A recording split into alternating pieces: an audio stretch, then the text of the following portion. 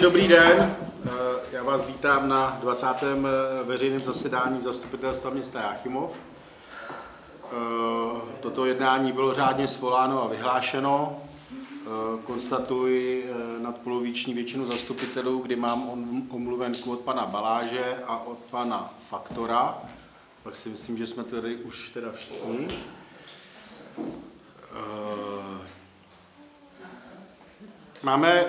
Máme navržen program dnešního jednání, takže bych rád tento program schválil.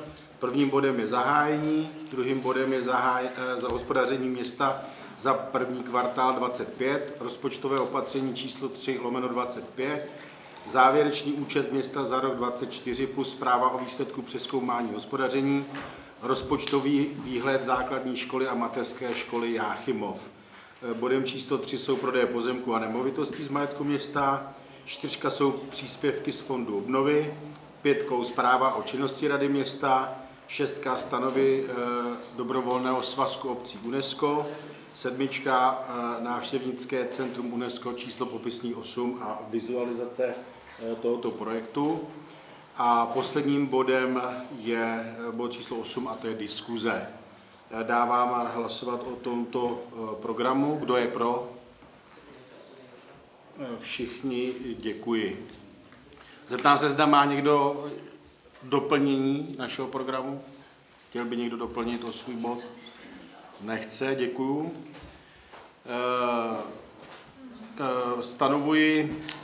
Stanovuji návrhovou komisi pana Kautského, paní Fedorčákovou, paní Plačkovou a ověřovatele zápisu paní Javůrkovou a paní Šafránkovou.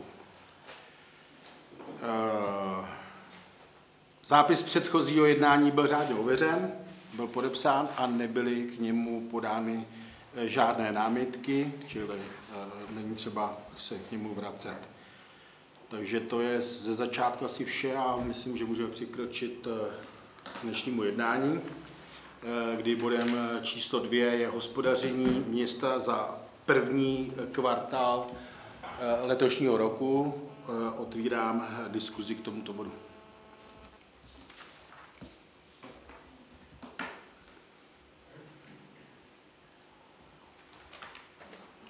Dotazy případně budeme směřovat, pokud nebudeme vědět my, tak na paní inženýrku Dlouhou z ekonomického úseku. Ano, tak já dám slovo paní Dlouhé. Se domluvili s panem inženýrem Zomazalem, že byl komunikační šum a že finanční výbor teda díky tomu se neslyšel. Není to asi něčí vina, prostě to tak uplynulo. Nicméně myslím si, že i paní Holá má nějaké problém, že se nás neslyšela.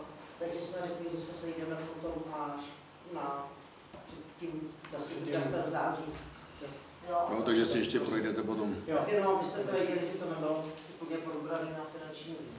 Je to pravda, že jsou vždycky k tomu přihlíženo ze strany, nebo je to k tomu nějaké vyjádření finančního výboru, nějaké okolnosti opravdu k tomu vedly asi, proč se finanční výbor nesešel, ale myslím si, že ty věci jsou jasně nějakým způsobem stanovený, daný, jsou tady vidět, čili beru to tak, že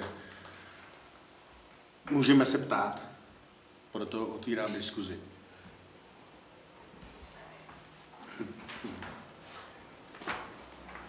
Takže jestli není dotaz, tak bych dal hlasovat usnesení, že zastupitelstvo města bere na vědomí zprávu o hospodaření města za první kvartál roku 2025. Kdo je pro toto usnesení? Všichni, děkuji. Tak. Dalším bodem z ekonomického úseku je závěrečný účet. Je to tak? Nebo rozpočtový opatření? Tak prosím, vraťme se teda k tomu rozpočtovému opatření. Číslo 3/25. Otvírám diskuzi k tomuto bodu. Já jsem si to...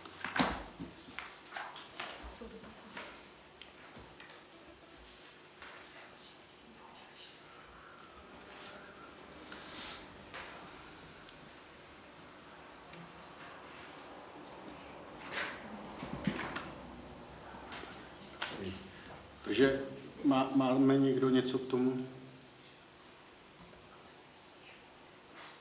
Pokud nemáme, zastupitelstvo města schválilo rozpočtové opatření číslo 3 dle předloženého návrhu, příloha RO 3/25, kde se navyšují příjmy v celkové výši 630 851 korun 32 haléřů a zároveň se navyšují výdaje ve stejné částce.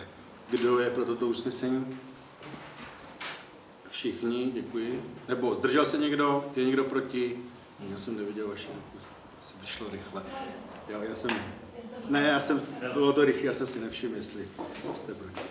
Tak a teď je tedy ten závěrečný účet města za rok 2024, včetně zprávy o výsledku přezkoumání hospodaření města a účetní uzávěrka. Čili otvírám diskuzi k tomuto bodu.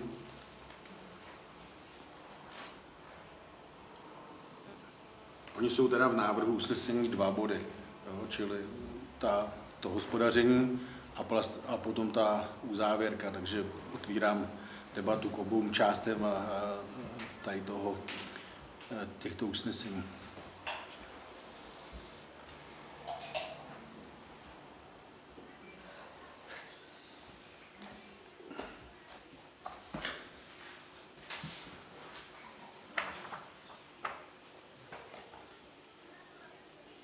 Takže nemáte dotazy? Takže bych dal hlasovat první usnesení. Zastupitelstvo města Jáchymov schválilo celoroční hospodaření města a závěrečný účet města za rok 2024, včetně zprávy odboru kontroly Krajského úřadu Karlovarského kraje o výsledku přezkoumání hospodaření města za rok 2024 v příloze 1 s výhradou k nedostatkům uvedených v této zprávě a přijímá opatření k nápravě dle přiloženého znění příloha číslo 2. Kdo je pro návrh tohoto usnesení? Všichni, děkuji. Druhé usnesení. Zastupitelstvo města schválilo roční účetní uzávěrku města Jáchymov sestavenou k 31.12.24 a dále schvaluje převod výsledku hospodaření na záhlavní činnost ve výši 13 504 645 korun 82 haléřů a za hospodářskou činnost ve výši 1 96 576 korun 43 haléřů běžného účetního období roku 2024 na účet 432. Výsledek hospodaření minulých účetních období. Rovná se teda výsledek hospodaření minulých účetních období. Kdo je pro toto usnesení? Všichni, děkuji.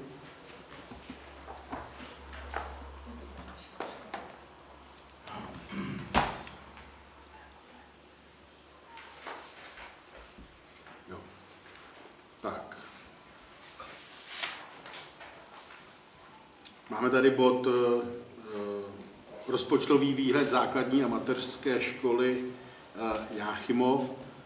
Já se omlouvám, že jsem ani nepřivítal naše hosty, tak to udělám teď.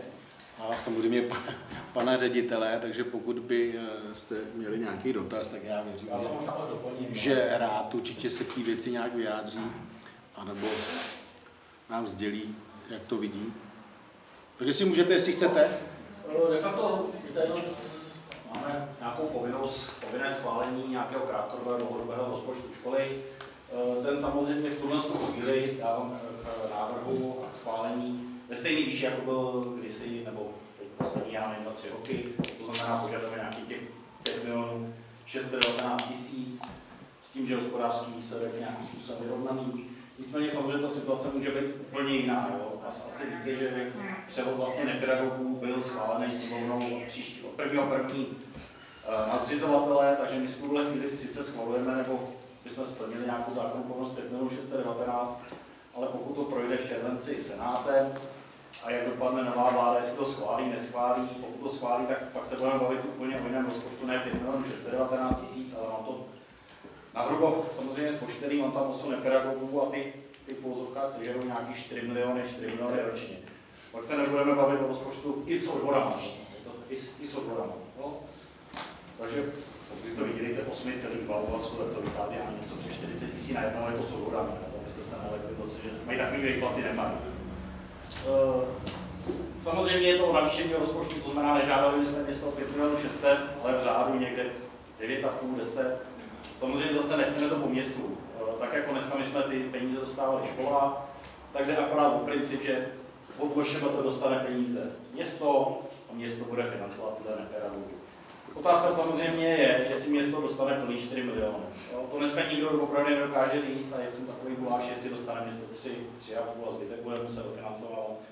Takže na rovinu říkám, ta situace může být úplně jiná a nemusí. Si to nová vláda schodí a pojede se v indicích, jako jsou dneska nedokážu skutečně říct.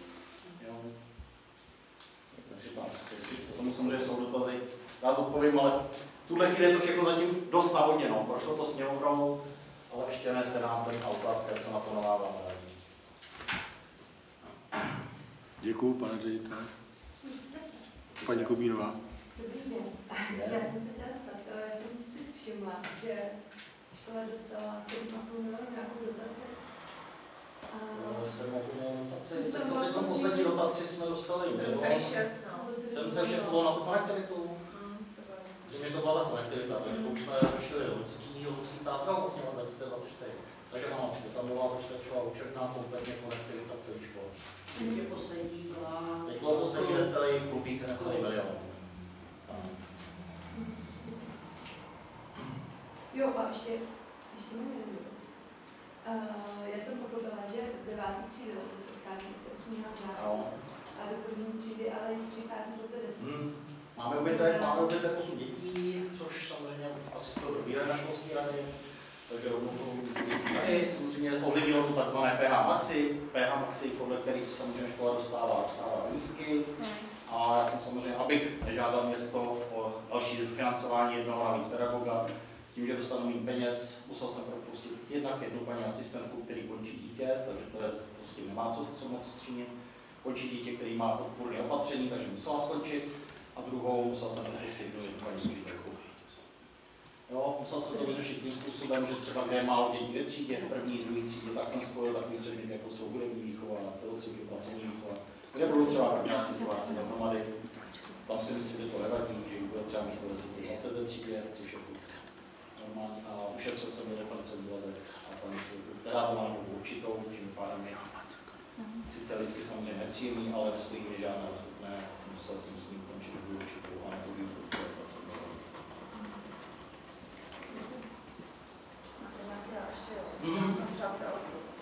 Máte nějaký výhled, jestli teďka jsem to se popoložil klesá, výhled není dobrý, samozřejmě ten výhled není úplně růžový, probírali jsme to tady na té zkusce nějakým způsobem, jak se jmenovala, zkuska ohledně výhledu tady toho Krušnohoří, takže samozřejmě ten výhled tady není ideální, další roky není příliš velký předpoklad, že by škola měla více nějaký extrémní nárůst počtu dětí. Takže je otázka pak samozřejmě, co jestli bude fungovat tak jako svazkový školy, jestli se to tady nespojí to Krušnohoří, to je otázka opravdu dalších let, ale myslím si, že tím směrem se to asi bude rozvíjet. Klesá. Jako ty další 2-3 roky ten výlet je podobný, to znamená někde ze školky do školy typu někde v rozmezí 15. Já se taky trošičku zeptám, nebo to nešlo by trošičku nějak, já nevím teda úplně jak, ale samozřejmě jsem o tom přemýšlel už několikrát, zapracovat nějak víc ze spojení s tou školkou, protože ze školky odchází víc dětí, jo. Letos samozřejmě musím dělat, letos jsou to o 3 děti víc, to jsme viděli tady u toho hlasování, jsou to 3 děti a tam jako až moc, to jsem se třeba s těma výšem moc to neovlivníte. Jedni jsou, kteří tam pracují a ty rodiče chápou, že tam to dítě vezou, nebo už tam mají sourozence postoje na škole, takže tam je moc nepřemluvíte. Takže není to vyložené, že by se jim nelíbila naše škola, odcházeli, ten počet dětí je opravdu minimální. Já myslím, že je to víc než 3, ale jsou to jenom 3, jo? 3 jsou. No, že vím, že často jako doopravdy, lidi se přiznám, mluvil jsem s každým z těch rodičů, lidi moc nešli. Spíše to doopravdy, že dětí tady je a tak ten výhled další 2-3 roky není ideální, takže spíš si myslím, že to budeme muset stáhnout nějakým způsobem. Těžký školce je docela spoustu dětí, nebo bývá i ve školce? Tam je naplněno dobrá, takže možná příští rok, že bude zase těch 10 až 15, další rok už tam je výhled 2020, což už by bylo lepší, protože mi bude odcházet 15. Ale není to, že bychom extrémně narostli ta škola. Jestli se budeme držet v těch dimenzích dneska 120, 130 dětí, pořád to bude asi v tom nastavení. Děkuju.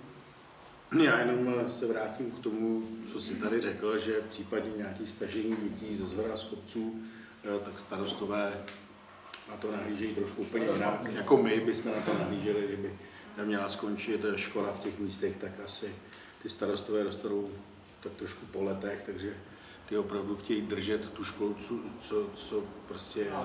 co to dá. Jo? Čili samozřejmě ta debata tu je, bavili jsme se i autobusů, případných svoz, aby měli prostě tu dostupnost, že to se všechno ještě připraví, ale říkám, ty starostové, který jsem se ptal, tak samozřejmě naťuk jsem je, jestli by nechtěli, nechtějí zatím, takže... Já se zeptám v té novelizaci, ale je nějaký slučování, ne? Že jako zájem některých... Je to slučování, ale pokud je v rámci města, třeba by byly 2 školy, a každá by měla mít jak 150 dní, tak ano, tak jsem si sloučil, my máme jenom 1 školu, takže tady není slučování síly. On je tam ještě taky ten trošku náznak toho problému v těch školkách, že by potom by zřizovatelé museli, kdyby neumístnili, tak by museli platit těm rodičům nějaké peníze. Takže to jsem si zjišťoval, jak jsme na tom, a na tom jsme velice dobře, tam nám to nehrozí. My děti prostě do školky vždycky dáme, takže tady to my, že oni to dělají takzvané dětské skupiny, které nahrazují potom jakoby ty, ale říkám, tohle nám nehrozí. Nebo kdybychom měli teď samostatně školu, ale my tím, že už ji máme podobný subjektem, tak už nemáme co sloučit. OK, děkuju. Ještě něco, paní Kubínová? No, mě třeba, my jsme to řešili na školské radě právě, asi jako, by třeba taky nebyla cesta nějaký jako zatraktivní té školy, jo, že jako dobře starostové třeba těch okolních měst samozřejmě stojí o to si udržet své žáky a udržet školu, ale na druhou stranu prostě pak jsou to ty rodiče, kteří do finále jako rozhodují o tom, kam to dítě půjde do školy. Přijde vám, že za poslední rok nebo 2 se nezatraktivně? Já právě nevím, proč to nám jak se zatraktivněla. Já myslím, že jsou otevřený dveře, byli teď jsem myslel, že jste se mohla podívat a nechat se provést tam si ty věci tam dělou, myslíte? Jako, já nevím, které ty věci, co tam byly vidět, jsou jako za ty 2 roky, co vy jste jako ve funkci, které tam byly. A chodíte na tříznice, jak byste to měla vědět, jo? Nechodím na tříznice, protože u vás nemám děti, že jo, ale to jako není útok na vás. Já se ptám, jestli jako přemýšlíte třeba o nějakých, jako, tak dneska už prostě spoustu jako moderních přístupů, co jako lidi vyhledávají i jako jiný školy, že jo, alternativní různý typy, tak jestli by jako nebyla cesta. Dobře, já se nebudu vyjádřit k nějakým právským školkám a tak dále. Ale spíš tady u nás já vidím, jako, že se ta škola pohybuje nám. Máme všude interaktivní tabule, máme nové kubí, máme tam kroužky, takže já si myslím, že to vyžijete a velice dobrý. Takže pokud máte jiný názor, rád si nechám poradit. Jestli vidíte nějakou jinou cestu. Já osobně nemám jiný názor. Já jenom soudím podle toho, jaký jako ta škola má renomé, nebo respektive mezi lidma. Ta škola jako se tady jako nese. A vím, že prostě spoustu rodičů se rozhodlo dát děti prostě do Ostrova. Nemluvím teď o nás následujících třídě, že jo, mluvím o dětích předtím. Ano, jako historicky ta škola to samozřejmě jsem si dělal sondáž, neměla dobrý jméno. Samozřejmě bude to asi nějaký rok trvat, než to jméno se nějakým způsobem získá. A myslím si, že to jméno získalo postupně docela dobrý.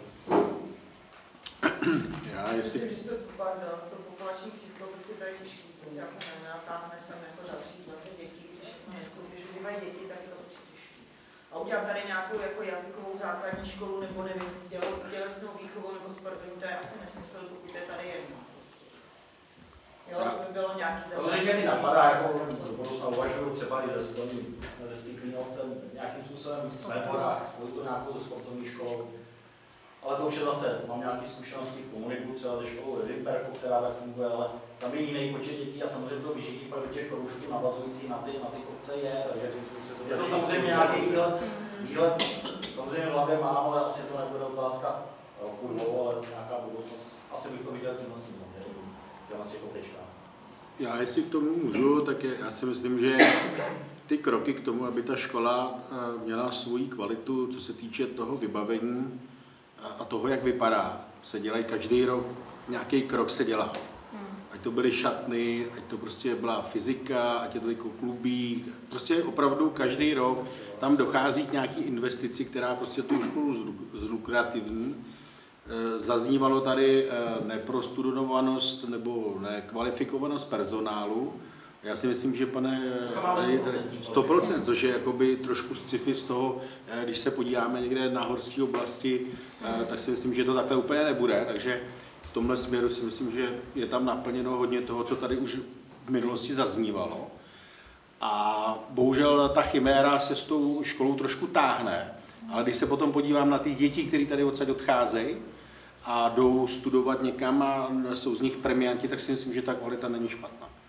Jo, protože opravdu už vidím, že maturujou s vyznamenáními, že tady to, takže to není o to, že je to o těch dětech, který se dokážou připravit.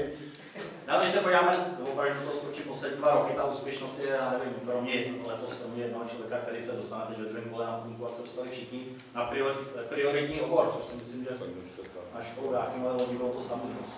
A slyšel jsem i opravdu i od jiných učitelů, kteří tady přišli prostě i z jiných škol, i z varských škol, že prostě se to nedá na jejich školách jakoby srovnat, to vybavení, které je tady a ta modernizace, která tam je. Takže některé školy by za to dali, taky rádi by to měli, tak jako to je tady. No, takže ty kroky tam jsou, si myslím, a jde opravdu jenom v těch letech otočit, že to není špatně a že ta škola má svoje parametry a svou kvalitu. Je to škoda, já to říkám na rovinu, protože... Právě jsme jako přemýšleli, jak by se to dalo nějakým způsobem podpořit, aby se to třeba vědělo, že teda mají takovýhle výsledky a... To taky skočím, já bych řekl, že do té školy se člověk dneska dostane docela už lehčejš než dřív. Ten workshop tam je, že jo, každý rok, když si tam ty lidi jdou vlastně něco kupovat, projdou si celou školu, otevřený dveře byly, každý rok jsou, teďko bylo 70 let, jako... Já jsem tam měl teda spoustu známých, jako teďko na toto, a co ke mně přišli, tak si to všichni hrozně chválili, jako, protože si to pamatovali, tam byli naposledy ve škole, takže to je 35 let, že jo, jako, takže tu změnu tam jako vidět. Vybavením se shodneme, ta škola je opravdu, myslím si, na špičce v kraji, problém určitě. Ještě zeptám, teďka z těch 10 dětí, nebo jestli víte, kolik těch dětí je Jáchymovských, jestli jsou tam nějaký třeba božáky? Je tam 9 Jáchymovských, jedno je myslím Ostrovský. Ostrovský jsme stáhli nějakým způsobem z důvodu, že tam bude paní asistentka. Takže to nějaký prostě propagace té školy třeba v těch obcích, kde to není božák, ale to je opravdu, já si myslím, že tam prostě je málo dětí v populaci, s tím těžko. Já jsem byl jako v 5. třídě a máme tam děti z Božáku, z Johannigorštatu, z Telehojzru nebo odkud byli. Jsou to Češi, kteří tam žijou, ale jsou tady, takže jsem za to byl rád, že i dokonce tradiční rodiny z Božího daru prostě tady mají vnouče, takže za to jsem byl rád, že opravdu tady ty děti jsou. To se to doplní, s tím, že říkáme, máme jako, myslím si, kvalitní personál, nebo v 5. třídě zase utečou mi 3 děti na politovou na výuku, dostali se na jednu převu, no, ale samozřejmě i to nás to je tak. Tak to je.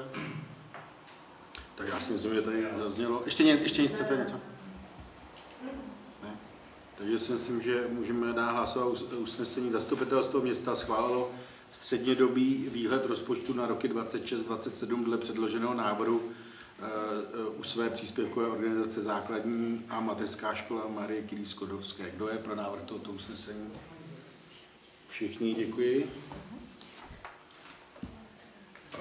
Tak, dalším bodem je teda bod číslo 3, prodej pozemků a nemovitostí z majetku města. Takže otvírám diskuzi k bodu úplatného převodu pozemkové parcely číslo 281/1 K.U. Jáchymov. Máte nějaké dotazy? Jenom pro obrázek, je to ten pozemek za domem číslo 8, jo, je to tak? Kdy jsme si vyjednali s panem Mancakanovem to, že vlastně tu půlku, která je nesmyslně prostě od Mincovní dolů jeho a zbytek je potom náš, na hraně toho pozemku se vytvořila nějaká opevná zeď, vedou tam potom dozadu nějaká ta štola, že, nebo tady to.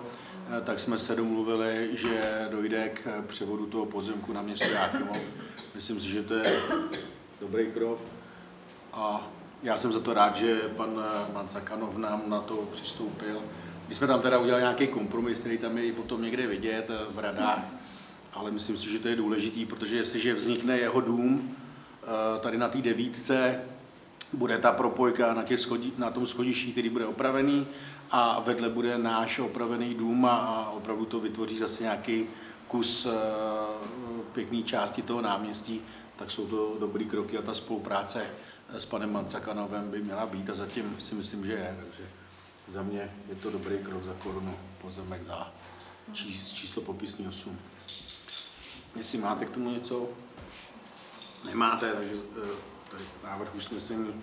Zastupitelstvo města schválilo úplatný převod pozemkové parcely číslo 281/1 zahrada u míře 203 metrů. A dále, jak je v textu, kdo je pro? Všichni, děkuji, mimo pana Zamazala, ten odešel. Pan Zamazal. Pak je tady ještě teda druhý bod, je to tak? Zastupitelstvo města schválilo v předloženém znění kupní smlouvu na odkup této pozemkové parcely a dále, jak je v textu, kdy pověřujete starostu podpisem smlouvy. Kdo je pro? Takže všichni, děkuji. Otvíráme diskuzi k bodu 2, prodej celé stavební parcely číslo 1766 v KU Jáchymov. Takže otvírám diskuzi k tomuto prodeji.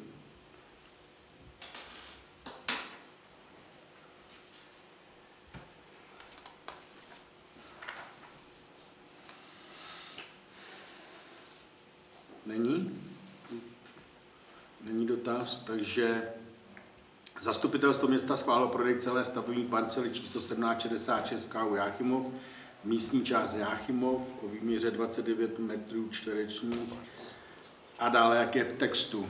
Kdo je pro návrh tohoto usnesení? Všichni, děkuji. Bod 3, prodeje. Zastupitelstvo města schválilo prodej celé stavební parcely číslo 1993 v KU Jáchymov, místní část Jáchymov. Otvírám diskuzi k tomuto prodeji. No, můžu se zeptat? Ano, paní Kubínová. To by měl být jeden z těch pozemků, kde by se to mělo nějak...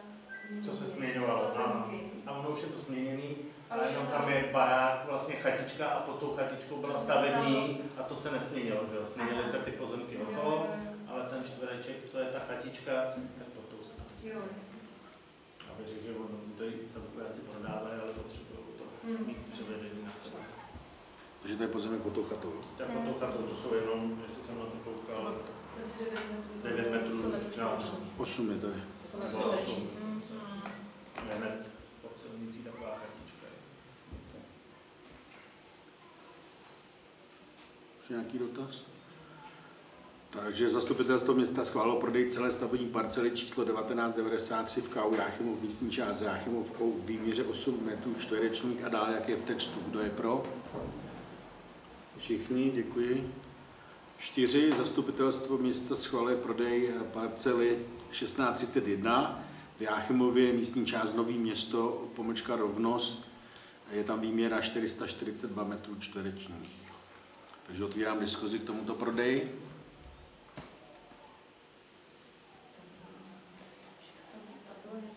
Protože tam měli nějakou tu fotovoltaiku, je to ono, jo? A to nebudou dělat. Ono je očíslovaný, no. A nebo něco jiného. Tam bylo doporučený výběrový řízení, ne, že no. Tam Tak jenom fotovoltaika. toho něco víte, jo. Oni podali novou žádost, dá se říct, jestli si to pamatuju No, dobře. to z toho nevyplynulo. No. Tam je to napsaný dál v tom. Jinak jim tam, oni tam chtěli něco stavět a čekalo se na nějaký vyjádření památkářů, takže oni změnili celý ten proč. Protože já mám poznámku, že komise majetku doporučuje výběrové řízení. Tady já se dívám k tomu materiálu, který je tam doprovodný vyjádření tomu. Ta první nějaká žádost byla 22 kdy to bylo popsané v tom, že opravdu Voráčovi chtějí na té parcele nějaký fotovoltaiky. Bylo tam vyjádření komise a majetku města, že v 23 byly upraveny ty podmínky k prodejům a dle nových pravidel musí být zpracován znalecký posudek na určení ceně v případě schváleného záměru prodeje. Manželé podali vyjádření odboru památkové péče, nebo byli vyzváni a nedoložili to. Místo vyjádření byla zaslaná nová žádost 15.10.24, ve které je upraven důvod koupě. Nově uvedeno výstavba skleníků, dětské hřiště nebo případně solární panely a tepelná čerpadla podle toho, co povolí Národní památkový ústav. Protože to je na rovnosti, ne asi? Je to tak? Takže tam samozřejmě bude problém, protože třeba, co vím, tak naproti někde, jak je ten pozemek pod řetízkárnou, tak tam chtěla paní stavět a má to zamítnutý, stavět tam nebude. Jo, protože opravdu památkáři se k tomu vyjádřili negativně a nic tam nedovolí. Takže si myslím, že ten tlak na to, co tam můžou udělat, tam bude. To je jakoby bez debat, protože jestliže památkáři se k tomu vyjadřovat budou, tak určitě, když to nebudou chtít, tak to zamítnou. No, ten znalecký posudek tam byl. A ten vlastně ne, to je ten posudek, co říká komise. A prošlo to komisí a vy jste doporučili. Komise doporučuje za minimální znalecký posudek.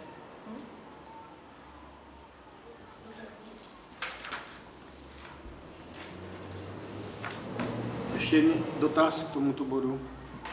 Takže zastupitelstvo města schválilo prodej celé pozemkové parcely číslo 1631 v K.U. Jáchymov, místní část Nové Město Rovnost o výměře 442 metry čtvereční a dále jak je v textu. Kdo je pro návrh toto usnesení? Kdo je proti? Zdržel se? Takže všichni pro mimo paní Kubínovou, která se zdržela? Je to tak, jo. Pan Zamazal není furt, takže to bereme, že se ještě nevrátil. Tak. Bodem číslo 5, schválení prodeje části pozemkové parcely číslo 4068/1 v K.U. Jáchymov v geometrickém plánu číslo 2502/5524, označení pozemkového čísla, no, je to tak, 406850 v K.U. Jáchymov, místní část Mariánská o výměře 409 metrů čtverečních. Otvírám diskuzi k tomuto prodeji.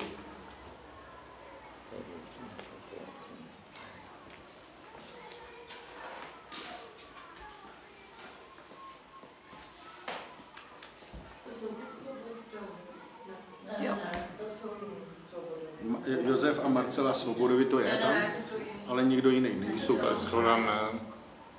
Je to na Novém Městě nebo na Mariánské? Mariánská. Jsou nějaký Nesuchá až potom. A tohle jsou teda na Mariánský pozemek. A žádost podal kdo? Svobodovi. Jo, jsou to Jsou, no. ale jiný. Ale jiný.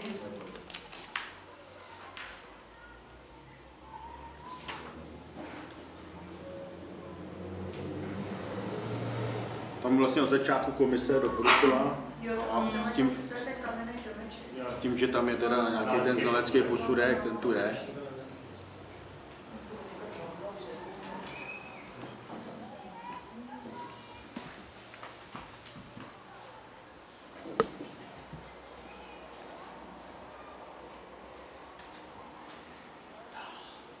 Tak jo, něco k tomu není. Takže zastupitelstvo města schválilo prodej části pozemkové parcely číslo 4068/1 v K.U. Jáchymov a dále, jak je v textu. Kdo je pro?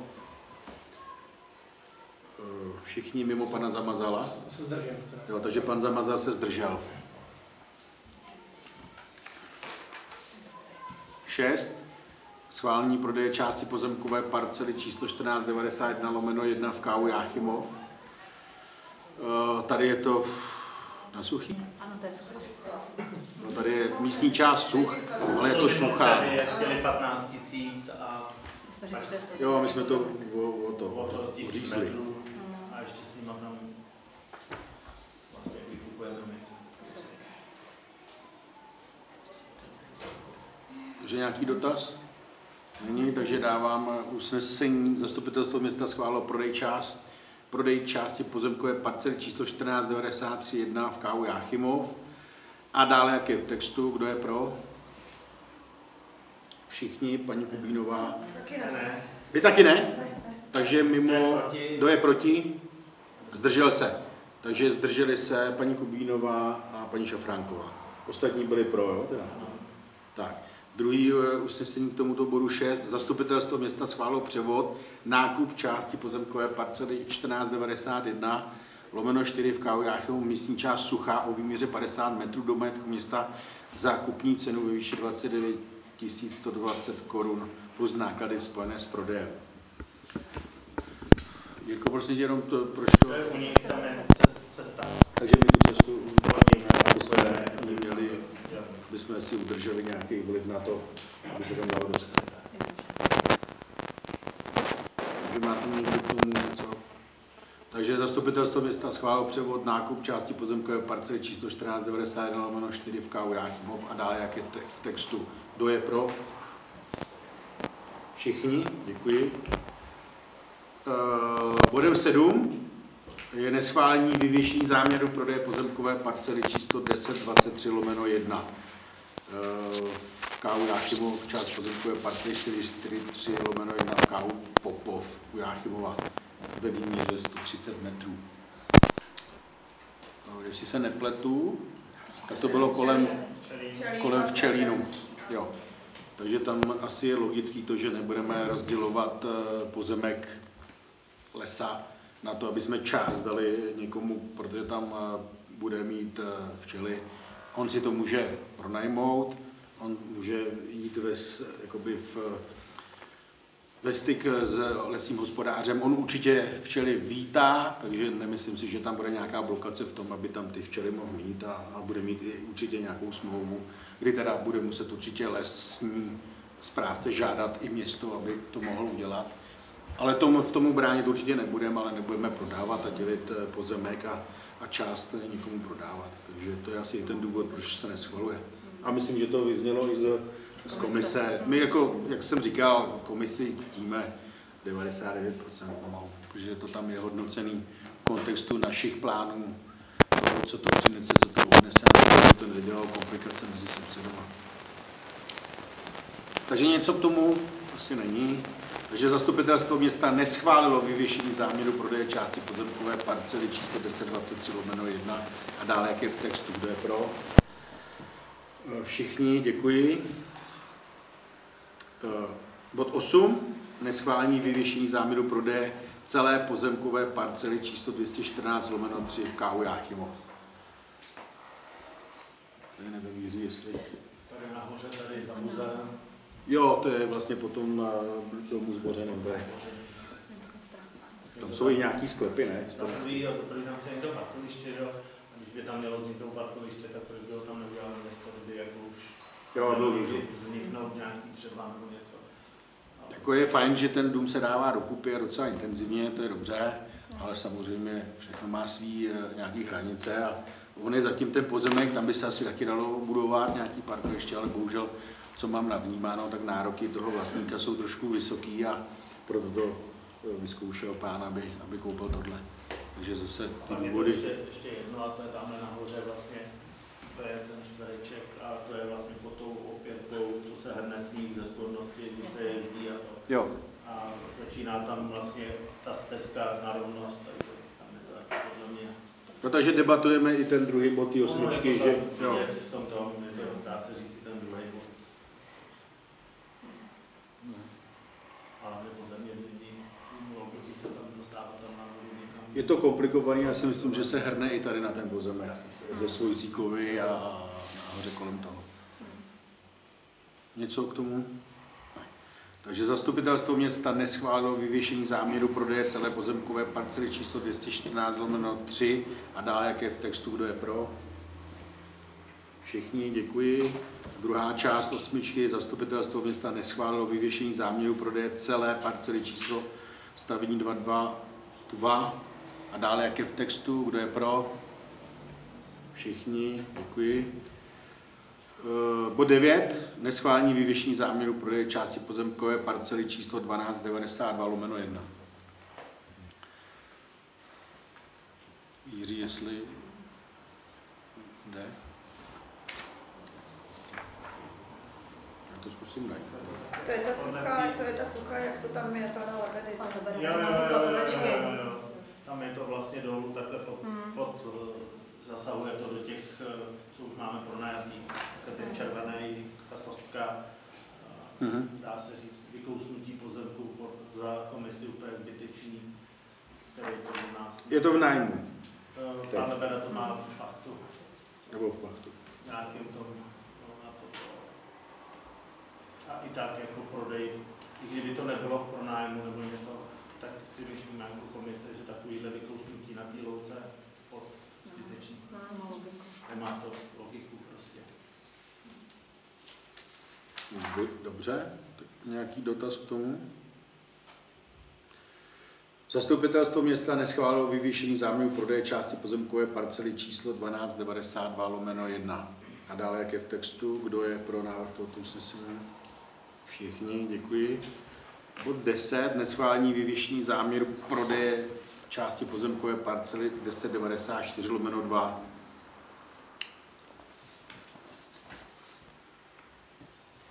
Otvírám diskuzi k tomuto bodu. Myslím na Fidišce, jestli to říkám dobře. To je proluka mezi garážem a tím barákem a za garážema. Dá se říct, že když se prodá proluka mezi těma garážema a toho baráku, tak se lidi za ty garáže nedostanou. A to samé, když se prodá ten pozemek za těma garážema, tak když je to města, tak si myslím, že město se spíš městem domluví, i když je tam ze zákona, myslím, nějaký daný, že by se tam mělo pustit, ale asi se tam ty lidi dostanou těm garážím dozadu. A za druhý, nevíme, jak ta cesta na Suchou, jestli se tam nebude někdy muset dělat opěrka, hrne se tam sníh, taky tady na tu stranu dolů. A jakmile to někomu prodáme, už vidíme, jak nás bude bombardovat, že tam hrneme sníh a že to máme tam jiná nadnout a že se tam bortí opěrka nebo něco, takže jsme, myslím si, že tady tam, že už teď to tam je trošku takový z kopce, že ta cesta tam není. Je to na cestou na Suchou. Já vím, já teď jsem si přečetl, kdo to je, to ten barák. Já si myslím, že tady možná už jednou bylo. Bylo už to tady jednou, ale já bych řekl, že asi změnil vlastníka nebo něco. A nebo žadatele. Tak jo, něco ještě? Taky to bylo zamítnuto. Jo. Takže jestli nic, zastupitelstvo města neschválilo vyvěšení záměru prodeje části pozemkové parcely číslo 1094/2 a dále, jak je v textu, kdo je pro. Všichni, děkuji. Neschválení vyvěšení záměru prodeje celé pozemkové parcely 1680/4 v KU Řebečná. Otvírám diskuzi k tomuto neschválení.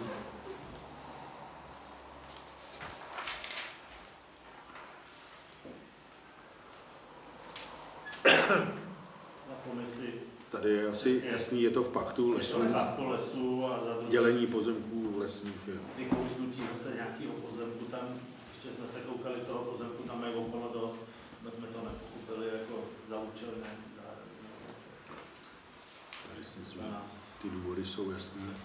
Takže někdo k tomu ne. Takže bod 11. Zastupitelstvo města neschválilo vyvěšení záměru prodeje celé pozemkové parcely číslo 1680/4 a dále, jak je v textu, kdo je pro. Všichni, děkuji. Jo. Bod 12.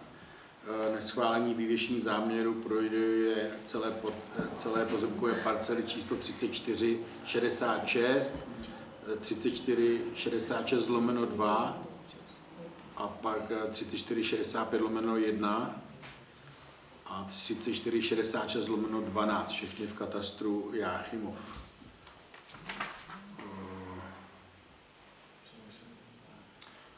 Návrh, aby nad rozpracováním projektu na rozparcelování. Dá se říct Nový Město, tam měl ten barák pan Loukota, paní teď tam bydlí Kadlecová, tak dá se říct, že od ní takhle do té louky v územním plánu, tam je samozřejmě na výstavbu. Myslím si, že by už to je asi 5. žádost, která tady na ten pozemek je, že by vždycky jsme to zamítli. Na druhou stránku je to tam samý na výstavbu, pojďme si říct, jestli chceme tam stavět nebo nechceme.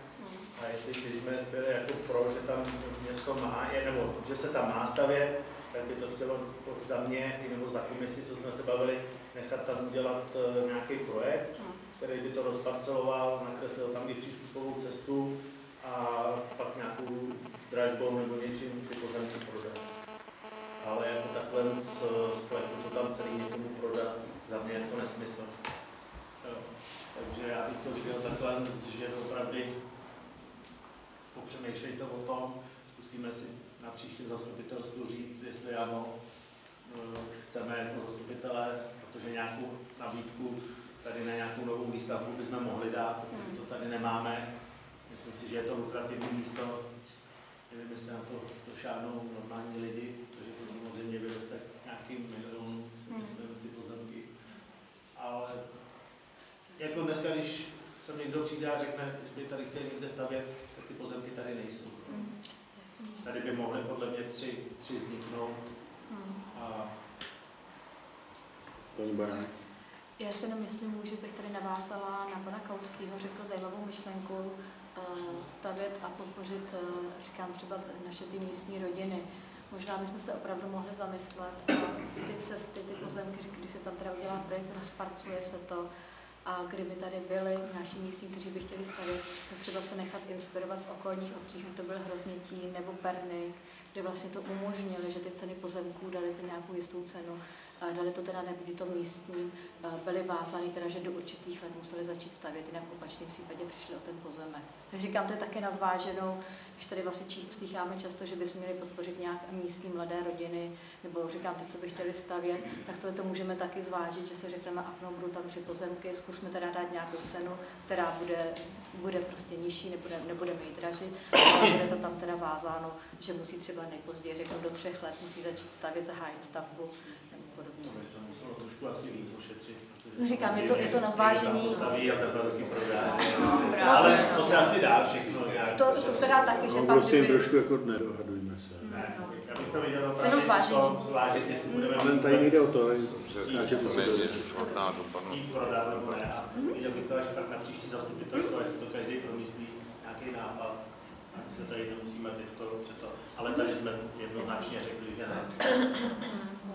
Já si myslím, že tam je trošku problém se sítěma, ne? Já vím, že tam ten jeden dům, který tam vznikl, tak vznikl trošku takým zvláštním způsobem, který nebudu komentovat asi. Ale jako to místo je zajímavé a myslím si, že by se dalo opravdu velice výrazně jakoby zpeněžit, jo, i když tam ty sítě třeba nebudou. Takže si myslím, že asi víme, o co jde. Ještě něco? Nikdo k tomu není. Takže zastupitelstvo města neschválilo vyvěšení záměru prodeje celé pozemkové parcely číslo 3466, 3466/2 a dále, jak je v textu. Kdo je pro návrh tohoto usnesení? Všichni, děkuji. 13. Tady je schválení vyvěšení záměru prodeje celé pozemkové parcely číslo 153/3. Takže otvírám diskuzi k tomuto prodeji.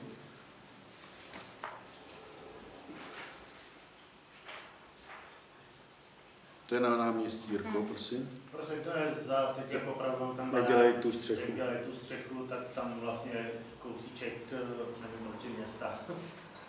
Tak je města. Jako tady ten kousíček města a ten vedle je... To je už jejich, jo. A i to dolů celý vlastně až k tomu baráku je jejich. A je tady ten kousíček. Ono tam, já nevím, co tam bylo, ono tam je taková divná opěrka nebo něco, že se tam asi chodilo nějaký ze zhora, protože všechny tyhle baráky měly vlastně ještě další baráky a chodilo se z té vrchní ulice. Jako. Takže jako asi tam vznikl nějaký kousíček taková, už je to divně, že je to takhle rozparcelovaný, jako divně. No. To je těsně pod tou opěrkou, jo, tady. Jo, to je vlastně... Jeden si z jak se opravoval.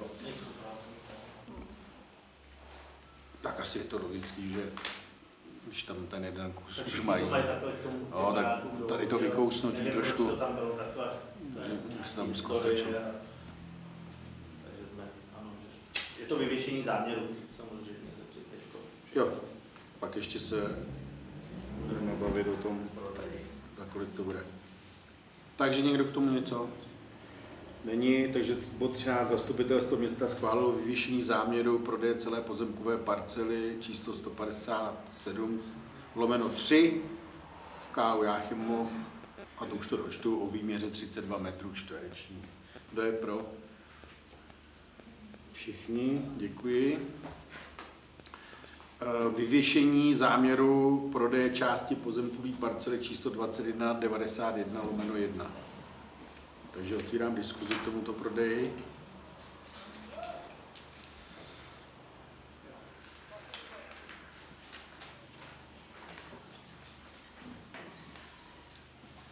Zkrátka ke škole před Sedláčkovi, tak kousíček před nima je tam takovýhle trojúhelník. Vlastně zase je to to, že nevím, proč takovýhle trojúhelník je města a zbytek ty zahrady až dolů je těch majitelů. Je to vlastně ty konec té spojky, že jo? Spojky. Tam to je pronajatý. Všechny ty zahrádky jsou zarovnaný a dá se říct, že jim to patří až k té cestě, jenom tady byl takovýhle trojúhelník města. Nevím, proč to tam bylo, teď tam jsou vysázený nějaký tuje, někdo to tam pořezal nebo něco, bych řekl, že to tam bylo nějaký kolem toho. Tady už je to vlastně půlka toho pozemku, je vidět, že na té stezce tam určitě chlapi neuklízejí. A já si myslím, že nahoru to odtahují potom z toho dolů, protože tam zřejmě nacouvají, protože už není kam se otočit. Dneska už se tam nic nehradne, u sedláčku se používá i v zimě, takže se tam ta hromada nedělá. Protože tam děcka chodí, nebo i lidi chodí tou spojkou mezi boženkama. A vlastně půlka tam je té hrany, už je zahrada sedláčků, čili tam je jasný, že přes půlku toho pozemku už nic nehrnou, protože tam nacouvají a stahují to dolů.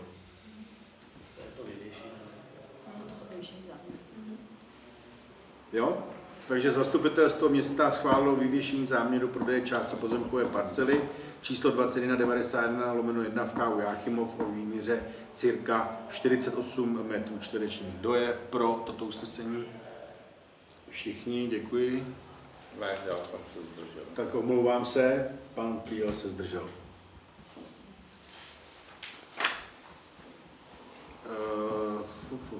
Bod 15.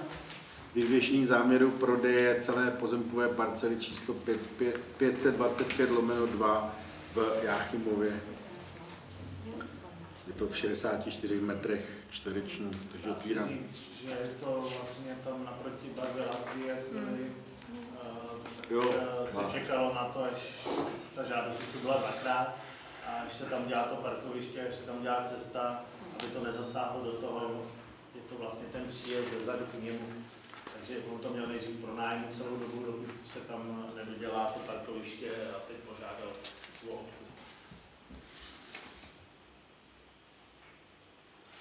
My jsme to už řešili v minulosti. Tenkrát jsme věděli, že on si tam chce vybudovat parkoviště k tomu objektu, který tam je s těma hodinama, jestli víte, jak je to. Za nás jenom dobře, když si někdo buduje parkoviště k tomu svýmu objektu a tím nebude takzvaně užírat ty parkovací místa, které jsme tam vybudovali, co se stalo, protože Jirka tenkrát řekl, pojďme to zastavit, ať si to pronajme, protože je jasný, že tam udělá sjezd, aby tam mohl parkovat. A až uděláme to naše parkoviště a nebude to v překážce toho, že mu to můžeme prodat, tak mu to prodáme. On tam má asfalt, že jo, takže kdybychom si to chtěli vzít zpátky, jako to necháme vytrhat, ale za mě by to byl nesmysl, protože tam má, já jsem tam minule viděl asi 7 zaparkovaných aut, čili 7 aut parkuje na parkovišti, který patří k tomu objektu a tomu naproti a ty auta nestojí na našem veřejném parkovišti.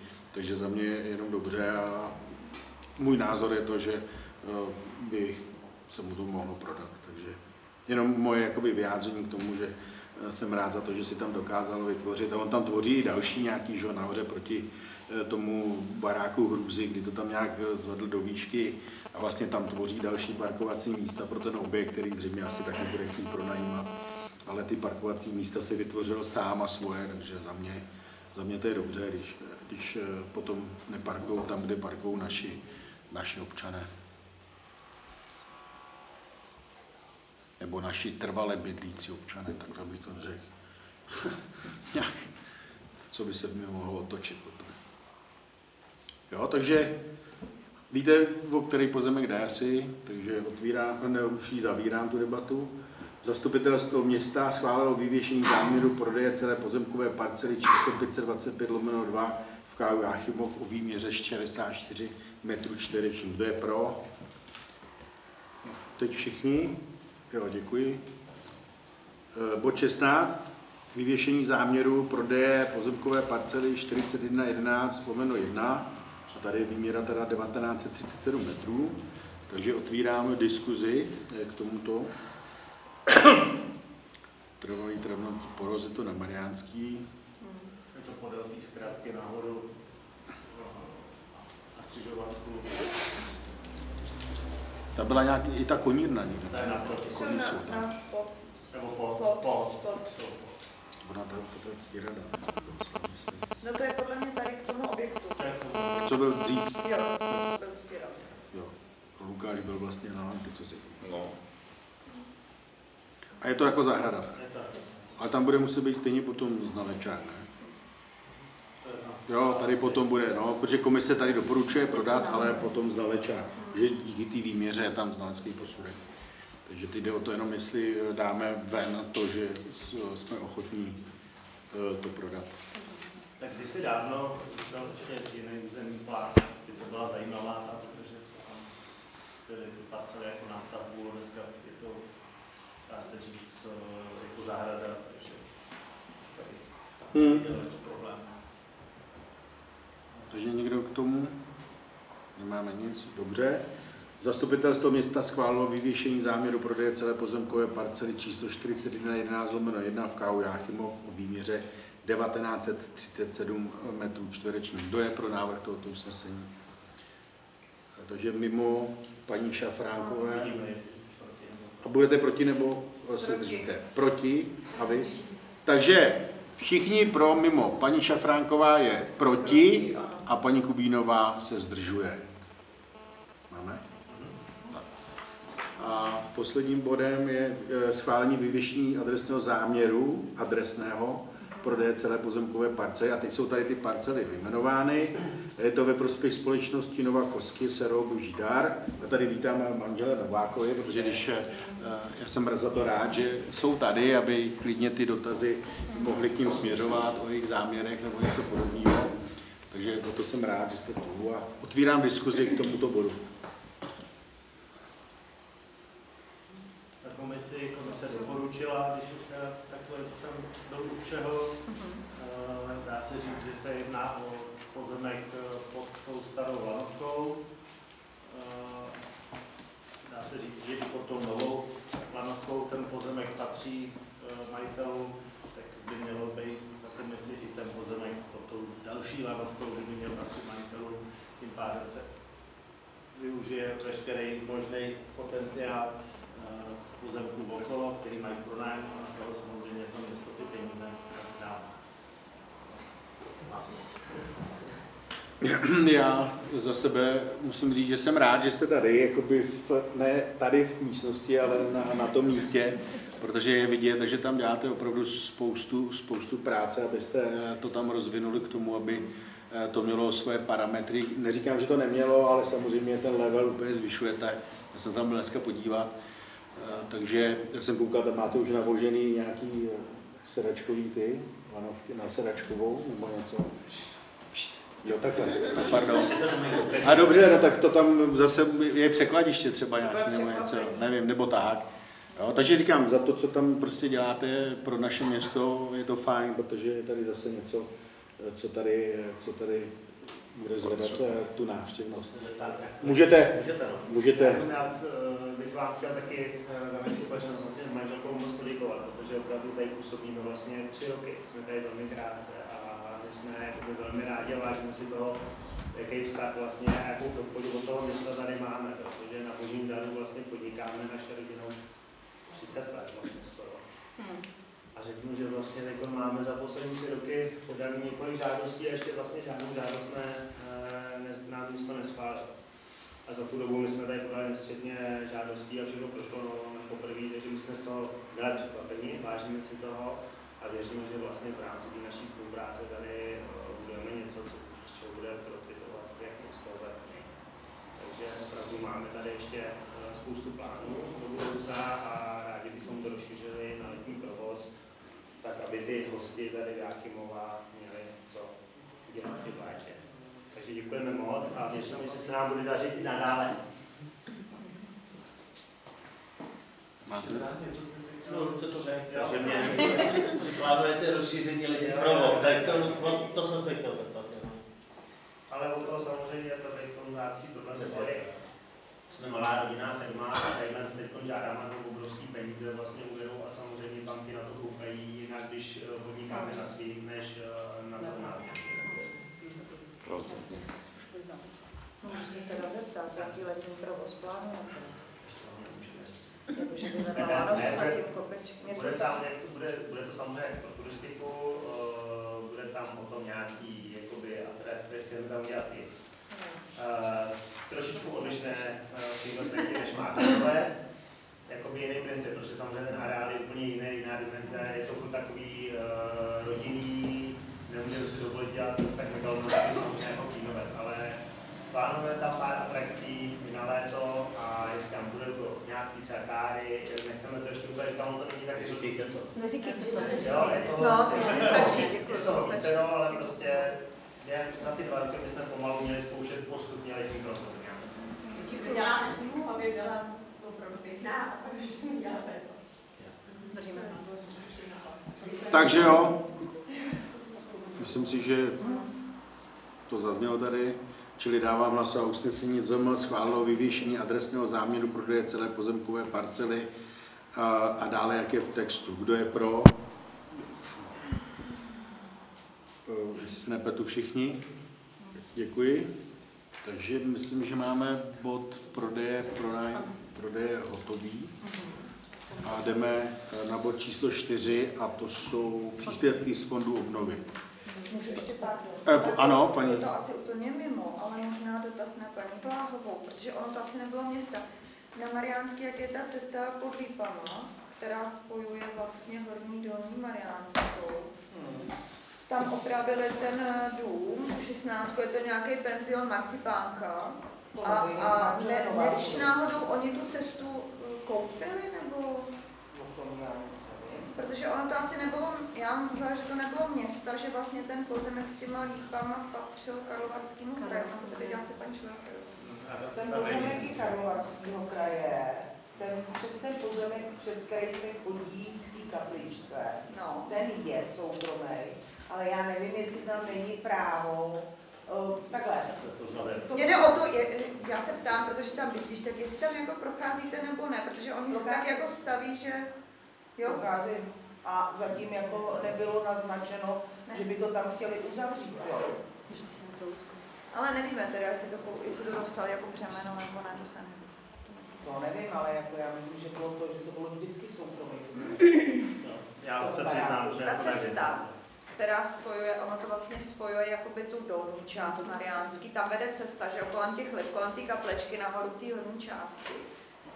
A že by se jako ten kus prostě, že by byl soukromý. Já myslím, že to bylo součástí, že se chodilo přes soukromý pozemek, už i historicky. Tak jo.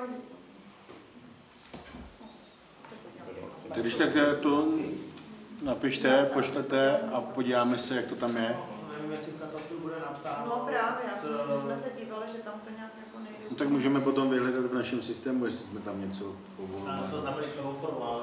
No tady není, já jsem myslela, že tady... Ona má dovolenou, tak jenom to napište, ona se na to podívá, když tak vám odpoví. Dobře, děkuji. Jo. Tak, takže teda jdeme k tomu bodu 4, příspěvky z fondu obnovy. První příspěvek je tady ve prospěch pana Roberta Bíneberka na Žižkovce. Zateplení rodinného domu. Otvírám diskuzi.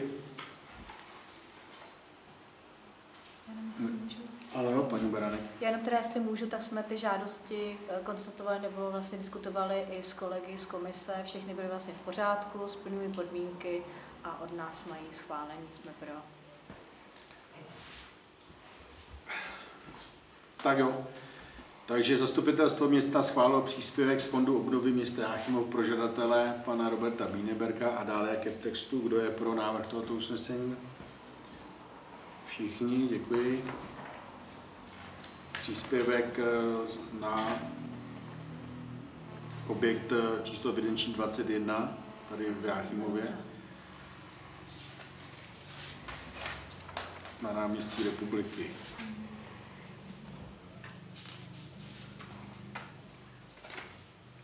Ono to je ta 71, vlastně už je číslo evidenční, jo? Je to ten barák, jsme se bavili o těch prodejích těch pozemků kvůli tomu parkování. Je to tady ten rohový dům, jak má už tu novou střechu.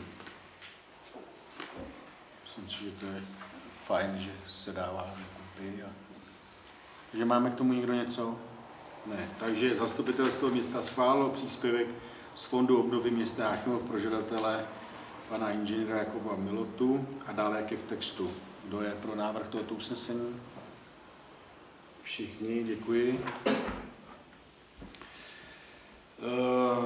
Na Valech 762, výměna oken, dveří na rodinném domě. Je to na Valech 762, pan Vladimír Kříž. Je to v památkový zóně.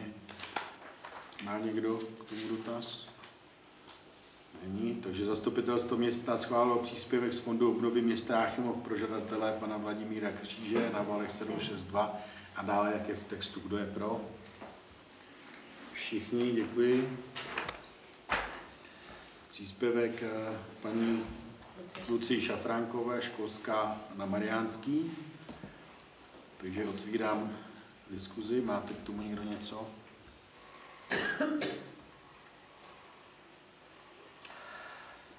Jestli nemáte, zastupitelstvo města schválilo příspěvek z Fondu obnovy města Jáchymov pro žadatele Lucie Šafránková, školská číslo 65 na Mariánský a dále jak je v textu. Kdo je pro?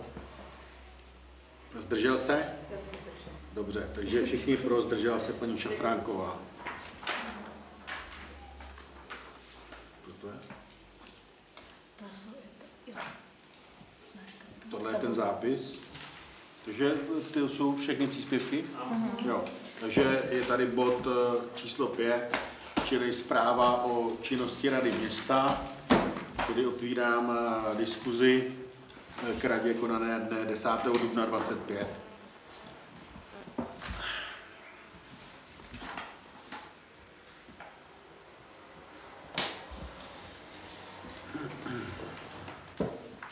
Paní Kubínová. Mohla bych se zeptat hned k těm stavebním úpravám, tak knihovny. Číslo 2. Dodatek? Já jsem slyšela, že byly nějaké komplikace. Můžete nám něco povědět? Já nevím, jestli úplně shrnul, nebo paní Bláhová by je shrnula, ale hlavní velká komplikace byla dřevomorka na... Honzo, prosím tě, můžeš trošku takhle, abych viděl na paní Bláhovou. Dřevomorka, je to tak? Ta byla jedna z nejhlavnějších. Nevím, jestli to je předmětem zrovna toho dodatku, jo. Možná už byl nějaký jiný. Ale... Ale paní Kubínová se spíš ptala ty komplikace asi jakoby všeobecně. Právě někde slyšela, že se zjistilo, že tam je dřevomorka, ale v těch horních patrech, kdy už to dolní patro nějak už bylo jako zrekonstruovaný. Ne, no se to odkrylo, jsou tam trámy, potom já myslím, že to škoda, že teda jsme to nějak nevyladili, že jste se tam mohli podívat, nevadí, když přijdete na radnici, zastavíte se za mnou, můžeme se tam podívat. Odkryly se stropní konstrukce, jsou tam trámy, ty trámy byly napadený. Jo, čili muselo dojít k tomu, aby se ty trámy zesanovaly, aby se napustily tou ochranou nějakou látkou. Na to jsme dělali zvláštní smlouvy mimo separé té záležitosti, protože to dělala jiná firma. Ale pak samozřejmě došlo k tomu, že se odkryly další části pro jistotu, aby jsme zjistili, jestli náhodou to tam není, a bohužel to tam bylo i v těch chodbách, tak tam byl tam ten portál nalezen, který se musel řešit. Těch problémů tam bylo víc, my jsme je čekali, protože to ten objekt samozřejmě přináší, že jo, tady ty věci, ale musím říct, že spolupráce s firmou Tima je na vysoké úrovni. Tady nečekal jsem to, že to takhle půjde. Ztratili jsme spoustu času už na začátku, kdy 2 týdny je hrozně velký čas na to, aby to, a já jsem byl rád, že teda se toho ujmuli, udělali to a myslím, že tam dělají úplně skvělou práci, jo, protože když vidíte na té stavbě to mraveniště těch sudodávek a všeho, tak musím říct, že klobouk dolů, že to, co jsme si řekli, tak to platí a to drží. Jo, čili a opravdu pár fotek proběhlo, ale až to uvidíte v nějakém tom kontextu toho, co tam opravdu vzniklo, tak je to důstojný prostor na té radnici. A vyspecifikovat přesně, co tam je, vám teď nejsem schopen. Pokud to budete chtít vědět, no, tak si to dáme do zápisu. Povídej, Karlo. Těch změnových listů je hrozně moc. Je tam je třeba změna materiálu, protože zrovna takový není, jo, že projektant tam naplánoval něco, namaloval to a řekl, bude tam tohle, třeba kachlíky. Jo, a kachlíky se v tom, to, co on namaloval, koupila jenom půlka, protože druhá nebyla. A ta druhá by se musela čekat na to, já nevím, třeba 3 měsíce, a to si nemůžeme dovolit, když na to máme 6 měsíců. Čili se našla alternativa bude v té změně. Tam budou ty změny. Změny materiálu, je to tak, možná i barvy. Změna svítidel, změna dveří. Protože to se musí dělat všechno v souladu s tím, aby ty změny byly ustanoveny právě i kvůli té dotaci, jo? Aby jsme potom si nenaběhli, že v projektu něco bylo, my to tam vyměníme, protože nejsme schopni tam dát to, co v tom projektu ten projektant namaloval. On to bral v nějakém jakoby, kontextu toho, že to bude to ono, to bude to správný Bořechový, pak najednou to není a my jsme to ale s ním museli konzultovat a on to měnil. Proto jsou ty dodatky, které odsouhlasí on, stavební dozor, my a firma řekne, my to tam můžeme dát, tohle tam dostaneme. Jo, čili ty změny samozřejmě opravdu přinášela ta stavba v materiálech, v toho, co nás tam překvapilo, nebo možná i nepřekvapilo, trošku jsme to tušili. Takže to jsou ty změny a jak říká paní Báva, jich těch změn je docela dost, ale myslím si, že ten výsledek bude stát za to a že se ocení to, že se to opravdu povedlo a já jsem spokojený s tím, jak firma Tyma tady prostě působí a jakým způsobem si řekneme, tak to prostě tak to je.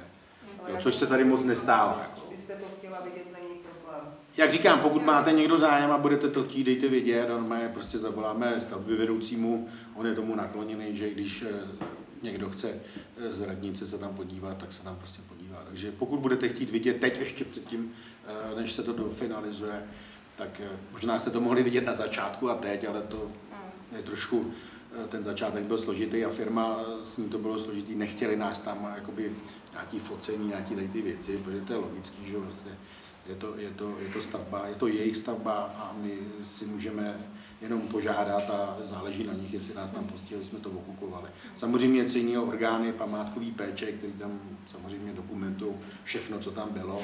A díky tomu, že tam ty památkáři jsou, tak se prodloužila i ta doba té realizace o ty 3 měsíce, protože památkáři se k tomu vyjádřili, že to, co se tam nalezlo, bylo třeba pořádně zachovat a ošetřit a aby to mělo ty parametry. Jo, a zdokumentovat a tak dále. Takže to jsou to i ty dodatky kvůli tomu, že se třeba zdržela nějaký to dílo. Ale je to všechno pod stavebním dozorem, pod památkáři. Každý týden jsme tam, na rozdíl od jiných staveb, každý týden tam byl kontrolní den, aby jsme připomínkovali, řešili a koukali, jo, jak to běží. A říkám, důstojný, až to uvidíte, tak paní Baranek.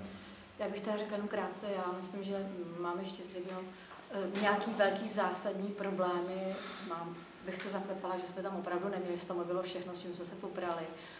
A tady bych ještě navázala na pana starostu, a co se týká firmy Tymy, že jsme se vlastně v rámci té dotace, nebo že jsme trošičku koukali dál, než na tu dotaci, a jsme vlastně to protáhli, že se opravily i ty schody, které nebyly součástí vlastně té knihovny, doladili i ty dveře a vlastně bude se tady dělat i vstupní hala Radice, takže se konečně dočkáme i krásného, když je vstupní na radnici, tak bude i ta vstupní hala, bude vymalovaná, bude čistá a bude tam taky nějaký pěkný nábytek. Takže říkám, za mě je to fakt hezký, že jsme tentokrát architektonický, vlastně jak jsme to vysoutěžili, to taky moc krásný ten projekt, pana architekta Coufala, takže za mě, těším se, že bude mít konečně krásnou knihovnu a funkční.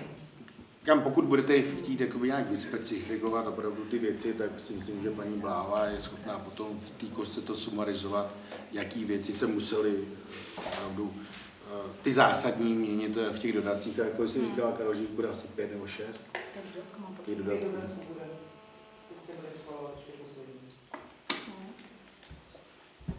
Tačilo vám to trošku, nebo ještě něco byste k tomu? No, říkám, jako fakt, pokud budete ještě se chtít podívat, než to bude úplně hotový, tak klidně není problém zavolat a domluvíme, že se tam můžete kouknout. Jediný, co přemýšlím o tom, co by mohlo být jako, že už nový a že se tam to, tak jediný, co se mohlo vzít jako nový, je možná podlaha u starosty, ta je novější, ale hrozná vrzavá. To mohl možná někdo říct, že už se tam někdy něco nad tím dělalo, jinak nad tím se tady nikdy nic nedělalo. Ne nad tím, právě jako pod tím. Já jsem jako někde zaslechla, že se objevila dřevomorka, ale že nějak... Je v trámech. Ale že už to vlastně jako bylo relativně hotový, to zrekonstruování. Ne. Tam se odkryly stropy, ten rákos, to se sundalo dolů a tam vlastně najednou, a oni jsou dneska přiznaný, ty trámy. Jo, vlastně byli opískovali je, pak je vlastně nějak natírali tou ochranou vůči té dřevomorce. A pak se ještě i dobarvovali, protože potom jsou podhledy z dubového dřeva, dubové latě jsou tam. Vlastně pode mnou, pod starostovnou, já jsem měl dřevotřískový strop a vlastně na druhé straně, kde je byt, tak tam byl ty vlnitý plechy, jo. Takže byly ty zásahy prostě jakoby prapodivný v minulosti. A teď se prostě doladilo to, že celá ta chodba je vlastně přiznaný, opravdu ty trámy, jsou tam ty dubový prkna, podlaha, má i zapuštěný ty lišty do zdí, čili opravdu v detailech si pan architekt jakoby dal záležet a myslím si, že na to je, že to nebylo moc času na to, jak při projektování, tak i při té samotné realizaci, tak tam vzniklo něco, co má fakt svoji kvalitu. Zadarmo to není, to víme všichni, ale myslím si, že se nebudeme mít za co stydět na té radnici. Jo, takže asi takhle k tomu bodu. Říkám, jsou to vyvolané věci odsouhlasení všemi, kteří se toho účastní, čili dodavatelská firma, projektant, stavební dozor, my jako radnice nebo ten, kdo to financuje. Tak, pojďme dál v té radě, jestli ještě něco 10. dubna.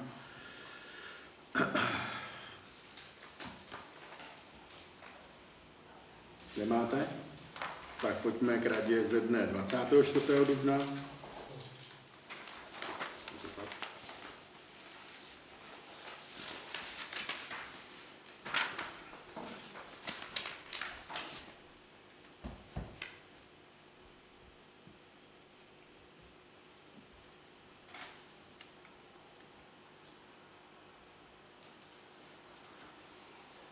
Máte někdo něco v této radě? Jestli nemáme, tak pojďme pokročit k radě ze 6. května.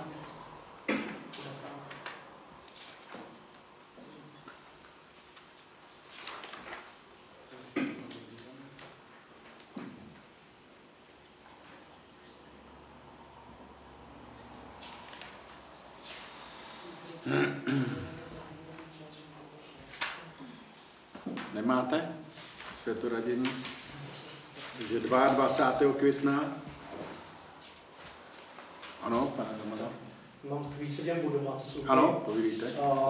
Ty opravy těch bytů, který bylo schváleno a nikde ne, tak jenom bylo asi tam, kde nebylo schváleno, my jsme si nechali nacenit vlastně tam, kde se realizuje, tak vlastně ty firmy nacenily všechny úseky. Takže vlastně schvalujeme úsek, který dělá tady tou tepelnou technologií, ta firma, já nevím, jak se jmenuje, možná když to tam někde najdeme.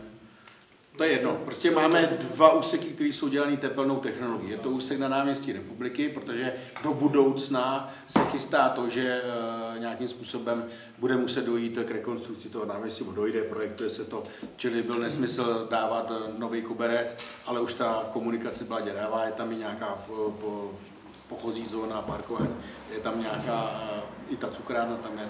Takže tam jsme se rozhodli, že jdeme touhle technologií, kdy loni nám to tady dělala firma, která je z Moravy, tady tyhle nám nabídli o řádově nějaký peníze nižší částku na metr, čili jsme se rozhodli, že zkusíme, jakým způsobem to zvládnout, takže jsme jim dali to náměstí a dali jsme jim vlastně tady spojku z Náhoru na Nový Město, čili tu starou cestu budou dělat. Myslím si, že jestli jste to viděl, tak já jsem zatím docela spokojený s tím, jak to vypadá a jak to může fungovat. A vlastně potom Suska, s kterou jsme výrazně spokojeni už několik let a dělal nám Šafaříkovou loni, tak ta vlastně byla schválená ta práce na Fibišce a nahoře na Novém Městě a dělali jsme to hlavně z důvodu toho, že chceme trošku vysypat tím recyklátem spojku na tu rovnost, protože ty nájezdy jsou opravdu děravý, tak je logický to, že když to vybrousí na Novém Městě, Tatrou to převeze přes silnici na druhou stranu, rozsype to tam, oni tam budou mít techniku, tou technikou to rozhrabou a zaválcují, čili nejlevnější řešení potom i proto, aby se udělalo ty nájezdy do té rovnosti. Takže neschválila ty části, které dělá někdo jiný. Takže byly 2 firmy, které nám dali tady na ty nabídky, to, co jsme vytipovali, že chceme takhle výrazně opravovat. a vlastně jsme jenom ty věci rozdělili, co bude dělat Zuzka, co bude dělat ta druhá firma. Jo?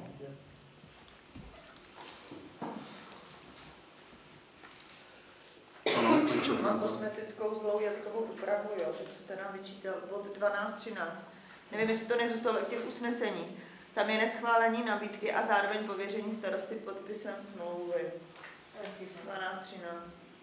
Jo, jenom aby nám to tam někde nevyselo. Děkuju. Jo, tady. 12.13.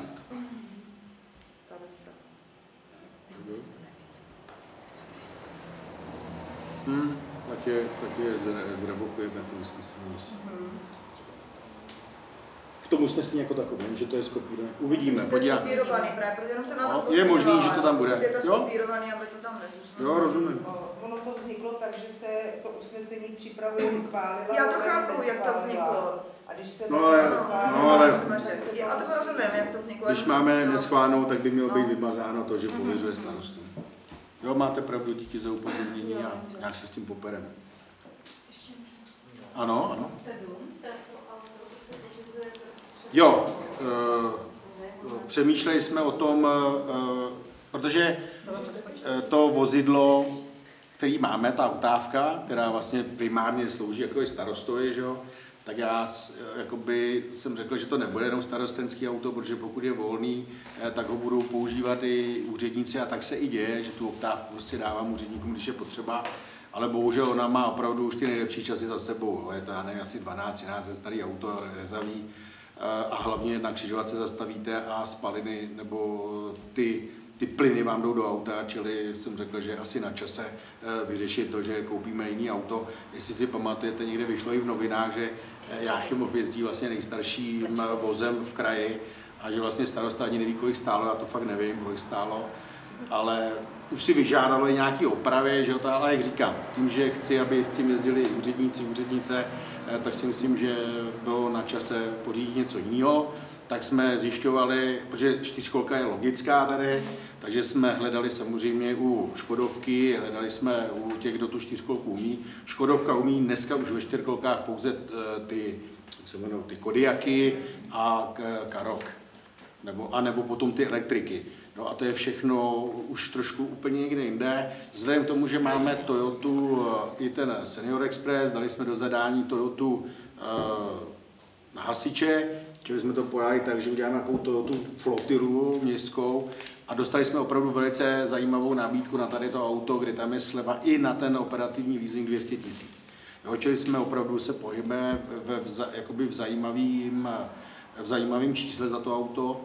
A teď bylo jenom otázka, zda ho koupit, anebo zda ho operativním leasingem prostě pořídit. Tak jsme rozhodli, že to uděláme formou toho operativního leasingu, protože když si to spočítám, tak nákup toho auta by bylo asi 8 let a něco by nám to vycházelo. Takže v jakém stavu to auto bude za 8 let a takhle se budeme bavit o tom, že ho vždycky každý 3 roky otočíme a budeme jezdit novějšíma autama.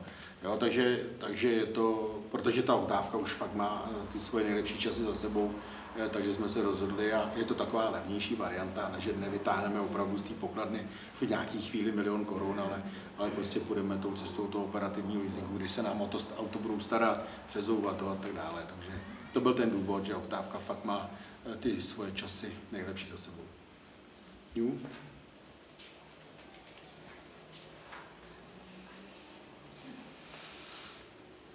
Ještě něco k této radě?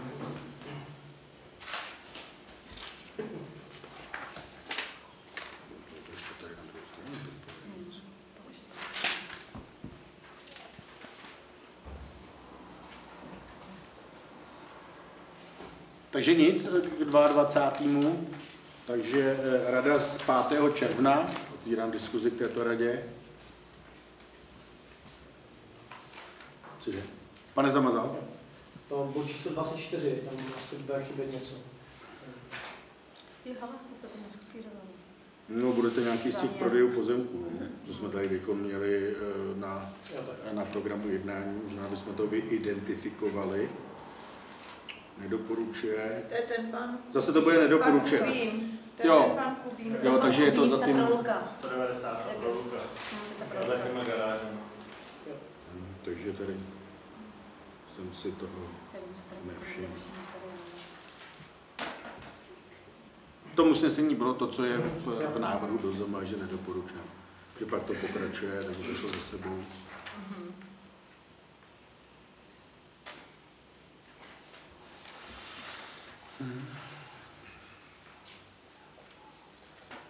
Je tam toho víc, takže jestli někdo ještě...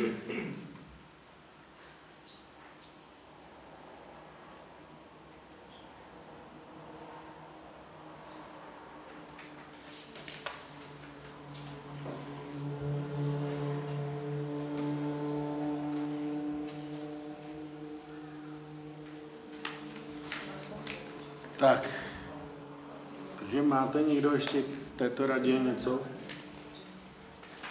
Pokud ne, tak bych si dovolil přečíst návrh usnesení. Zastupitelstvo města bere na vědomí zprávu o činnosti Rady města za období od 10.4. do 18.6.2025. Kdo je pro? Všichni? Jo, pardon, já jsem měl taky blbý úhel, takže se zdržuje pan Zamazal, omlouvám se. Takže radu máme za sebou a jsou tady teda stanovy dobrovolnou svazku obcí UNESCO.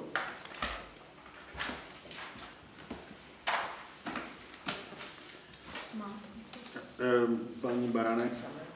Já tady jenom krátce, možná se budete pamatovat, když jsme schvalovali, bylo to začátek ledna letos, že? Nebo únor, poslední, tak tam vlastně ten žatec nebyl a bylo to, kdy dostali chvilku na rozmyšlenou, že vlastně se ty členové dobrovolného svazku obcí UNESCO tak nějak zamysleli a bylo to i ohledně propagačních materiálů a nakonec se je podařilo přesvědčit, takže žatec vstupuje do toho dobrovolného svazku UNESCO, budou členové a chtějí být.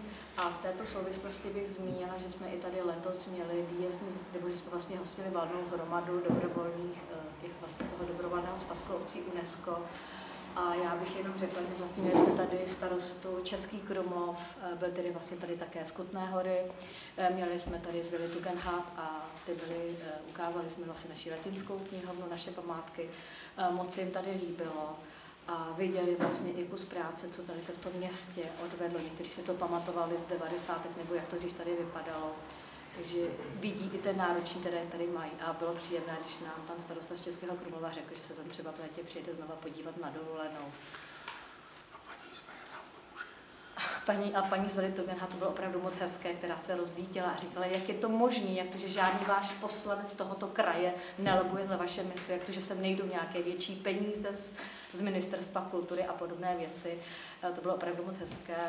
Vy víte, že vlastně v této souvislosti probíhá ještě, jak jsem avizovala, rozsáhlá studie, dopadová studie na obce UNESCO, která by měla být do budoucna i silným argumentem pro Ministerstvo kultury, a to z toho důvodu, protože vlastně UNESCO, to, že jsme v UNESCO, neznamená automaticky, že dostaneme peníze. Je to vlastně puls, je to a zavazuje nás, je to pro nás závazek, že se budeme nějak určitým způsobem chovat a pečovat o naše památky.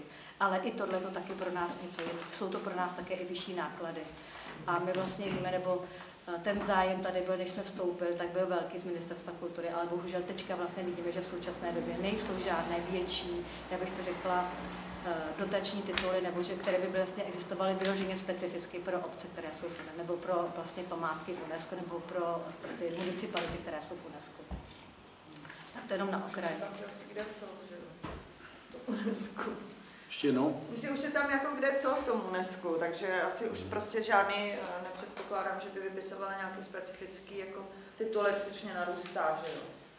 No ale... Žatec a tak dále, to jako taky nerozumím tomu, ale to je... Já vím, ale tady musíme koukat jiný kontext, když se podíváme za hranice. V momentě, jak vstoupila Hornická krajina Erzgebirge Krušnohoří na seznam UNESCO, tak německá vláda jim tam otevřela dotační podmínky. Dostávají jak od spolkové, tak od saské vládní úrovni. A my jsme vlastně jediné v současné době, kde můžeme čerpat, a kde jsou příznivé dotační podmínky, tak je z našeho kraje. A já bych řekla, že jsou to krajské dotace. Takže já říkám tady, proto vlastně ta velikánská dopadová studie, která se dělá v rámci všech těch obcí UNESCO, by měla být do budoucna i silným argumentem na Ministerstvo kultury, aby vlastně se otevřely i speciální dotační, nebo byly zde nějaké dotační možnosti pro právě tyhle ty členy, co jsme tyhle ty UNESCO v těch. A co teda má být výsledkem té dopadové studie? Úplně jsem tomu nějak neporozuměla. No ta bude vlastně... To dopadová studie? Ta dopadová studie se zajímá vlastně nárůstem počtem turistů, jak to vypadá, jak se staráme o ten statek, jaké náklady s tím máme, chování poskytovat, jak se vlastně služby v těch městech, jak se to změnilo. Takže ještě něco k tomu. Jsme členy, došlo tam ke změně díky tomu, že tam vstoupil někdo další, čili se musí ty stanovy změnit, jinak jsou obdobní toho, co bylo předtím. Takže něco ještě někdo k tomu DSOčku? Ne. Takže zastupitelstvo města souhlasí s novým zněním stanov Dobrovolného svazku obcí České dědictví UNESCO dle přílohy. Kdo je pro toto usnesení? Všichni, děkuji. Dalším bodem je teda vizualizace projektové dokumentace návštěvnického centra UNESCO v domě číslo popisný 8. Takže otvírám diskuzi k tomuto. Já, jestli bych poprosil, jo, jasně, děkuji.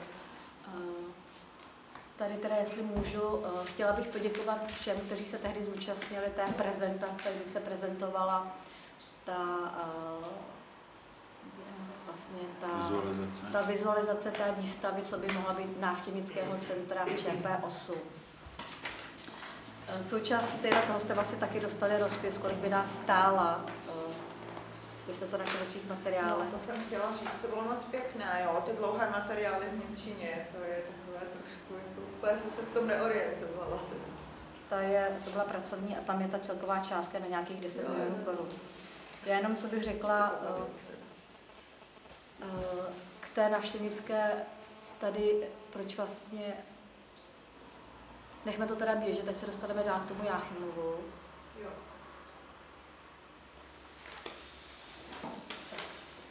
A je to, abyste jich vzali na vědomí. Je vlastně v současné době ta studie hotová, že vlastně můžeme vypsat výběrové řízení na poptání této výstavy. Když se podíváte, nebo v té výstavě, máme tam hodně zakomponovanou imerzivní technologii, hrajeme si tam vlastně z naší historií a v té výstavě, nebo v tom domu číslo 8, by tam měla být taky zakomponovaná ta zlatá mince, která se zde našla a je vlastně jediná na světě, jak se ukázalo. A ještě když se to tam dám, že moc rychle. Vlastně teďka se ztratila brýle, tak se omlouvám trochu. Tak, tohle to vidím. Když se nám to tady vlastně, co dělá návštěvnickou, tuto vizualizaci dělala firma Kocmoc. My jsme vlastně dostali část tehdy v loňském roce individuální dotaci 750 000 korun, kterou jsme teda letos vyúčtovali, protože se nám to protáhlo do letošního roku. Ta výstava trošičku potřebovala nějaký čas to zpracovat. Já řeknu za nás, když se na to podíváme, ta výstava je naprosto nadčasová. Je to nadčasový a vlastně Jáchymov, už jste vlastně věděli, že mají být pouze, nebo že budou vlastně 4 návštěvnická centra na saské straně a 2 u nás v Česku. Jedno teda bude v Krupce a jedno v Jáchymově. Když se nám to podaří dotáhnout do konce, tak řeknu, že vlastně Jáchymov jsme katapultovaný úplně někam jinam. Ta výstava za mě je nadčasová, pracuje s moderníma technologiemi. Nevím, kdo z vás viděl v současné době nebo nově zapracované Císařské lázně. Všichni, když se udělali Císařské lázně, nebo ze začátku jsme nadávali, že byly velké náklady, že to bylo drahé. Dneska, když se tam jde někdo podívat, tak jenom žasnem, prostě tam je to nadčasový, je to krásný, i ty výstavy jsou zdařený. Součástí nebo té výstavy bylo, že nám dali rozpočet, kolik by asi stála ta výstava. Ta realizace té výstavy je na nějakých 10 milionů korun. Většinu částku je z toho jsou ty imerzivní technologie, to znamená ty moderní technologie, jak tam máme ty videa, a ty vlastně, když se rozhýbají ty fresky. Za mě moc krásný, jak je tam ten slide, kde se vlastně, když se ty lidi dostanou do té místnosti a z toho domu na ně se bude vyprávět vlastně toho historie Jáchymova těžení, ale historie i rodu Šlitů. Máme tam vlastně zakomponované i to u nás byste vyprávěl příběh v Jáchymě, jasně víme, že to je mincovnictví. Dům ČP8, nevím, kdo tam teda z vás byl, když byly loni otevřené dveře vlastně v rámci vždycky památek, co máme, tak ten dům je i architektonicky velmi hodnotný, už sám o sobě. Doufáme, že se postupem podaří rekonstruovat i ty fresky, které jsou jedinečné. A bohužel vlastně, to řekneme, když se za bílého dne rozebrala ta střecha, tak se to prostě vlastně kdysi dávno poškodilo a my teďka vlastně za velké peníze se ty fresky budou znova rekonstruovat. Tady k tomu UNESCO, proč jsme to tady možná vám dáváme na vědomí, my bychom si měli do budoucna i jako zastupitelé sednout a říct, jestli opravdu chceme tu ČP8 dotáhnout až do konce, protože vlastně my komunikujeme ty výstavy nebo ty návštěvnické výstavy nebo ty návštěvnické centra plánuje firma Kocmoc. Je to německá, je to vlastně firma z Lipska. A i Němci by po nás chtěli, nebo se nás vlastně ptají nějaký závazek, že bychom dokázali podepsat nějaké memorandum, ano, že do toho půjdeme a dát zhruba nějaký časovou osu, kdy bychom to měli hotový. Pro nás to znamená, že teda to nebudeme, že jen teďka řekneme my, současná radnice, že chceme to, ale je to závazek, který je prostě dál i přes rok 26, 27, 28. Když dáme, nebo když jsme tam koupali časová osa, a my jsme se bavili s panem Volným, jak je naše ČP8 hotová, tak vlastně, jestli mi paní Bláhová mi když tak opraví. My jsme v současné době, mělo být hotové stavební povolení, projektová dokumentace, ta stavební povolení. Tam už je vlastně také rozpracovaná ta výstava, nebo se tam počítá, kdy, jak by měly být ty zásuvky a ty světla, protože říkám, bude se tam hodně hrát s těma moderníma technologiemi. A ty cenové, když jsme teďka zhruba finanční náklady, tak je to na nějakých 40 milionech korunách oprava toho domu a ta výstava je prostě nějakých 10 milionů korun. Takže říkám, je to zhruba, teďka říkám, nechytejte mě za slovo, že se bavíme o nějaké částce 50 milionů plus minus. A my, když teda se rozhodneme, že vlastně podepíšeme to memorandum, nebo že chceme opravdu, deklarujeme tu naši ČP8, tak bychom zatím měli stát, protože to je i vlastně závazek, to říkáme i těm Němcům, že chceme jít do toho společně. A nebo říkám pak teda říct čas, že vlastně nevíme a já říkám, je to pak, za mě je to promarněná šance. A on ještě jako, že my bychom z toho vycouvali, já jsem měla za to, že už jako je to hotová věc, že to tady bude, jo. No, já doufám, že... Já jsem se nakonec nedostala časově na tu prezentaci. Ne, já teda doufám, ale říkám, ne, já vím, protože vlastně je to ta práce, ty stavební práce potrvají. Stavební práce by měly být zhruba nějaké 2 roky, to znamená, když se bude realizovat výstava, takže řeknu, že v reálném čase, když bude všechno dobře, tak bychom byli otevírali naše návštěvnické centrum, vidím já přelom 27-28. Za mě říkám, já stojím za tím, budeme se snažit získávat dotace, ale to neznamená, že dostaneme někde 100% dotace, prostě opravdu někdo řekněte vy, paní Bláhová, že se pletu, ale prostě nedostaneme.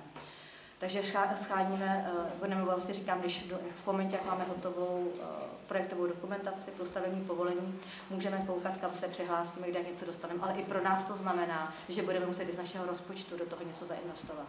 A nemůžeme čekat, že okolní nebo že stát, že všechno dostaneme zvenčí.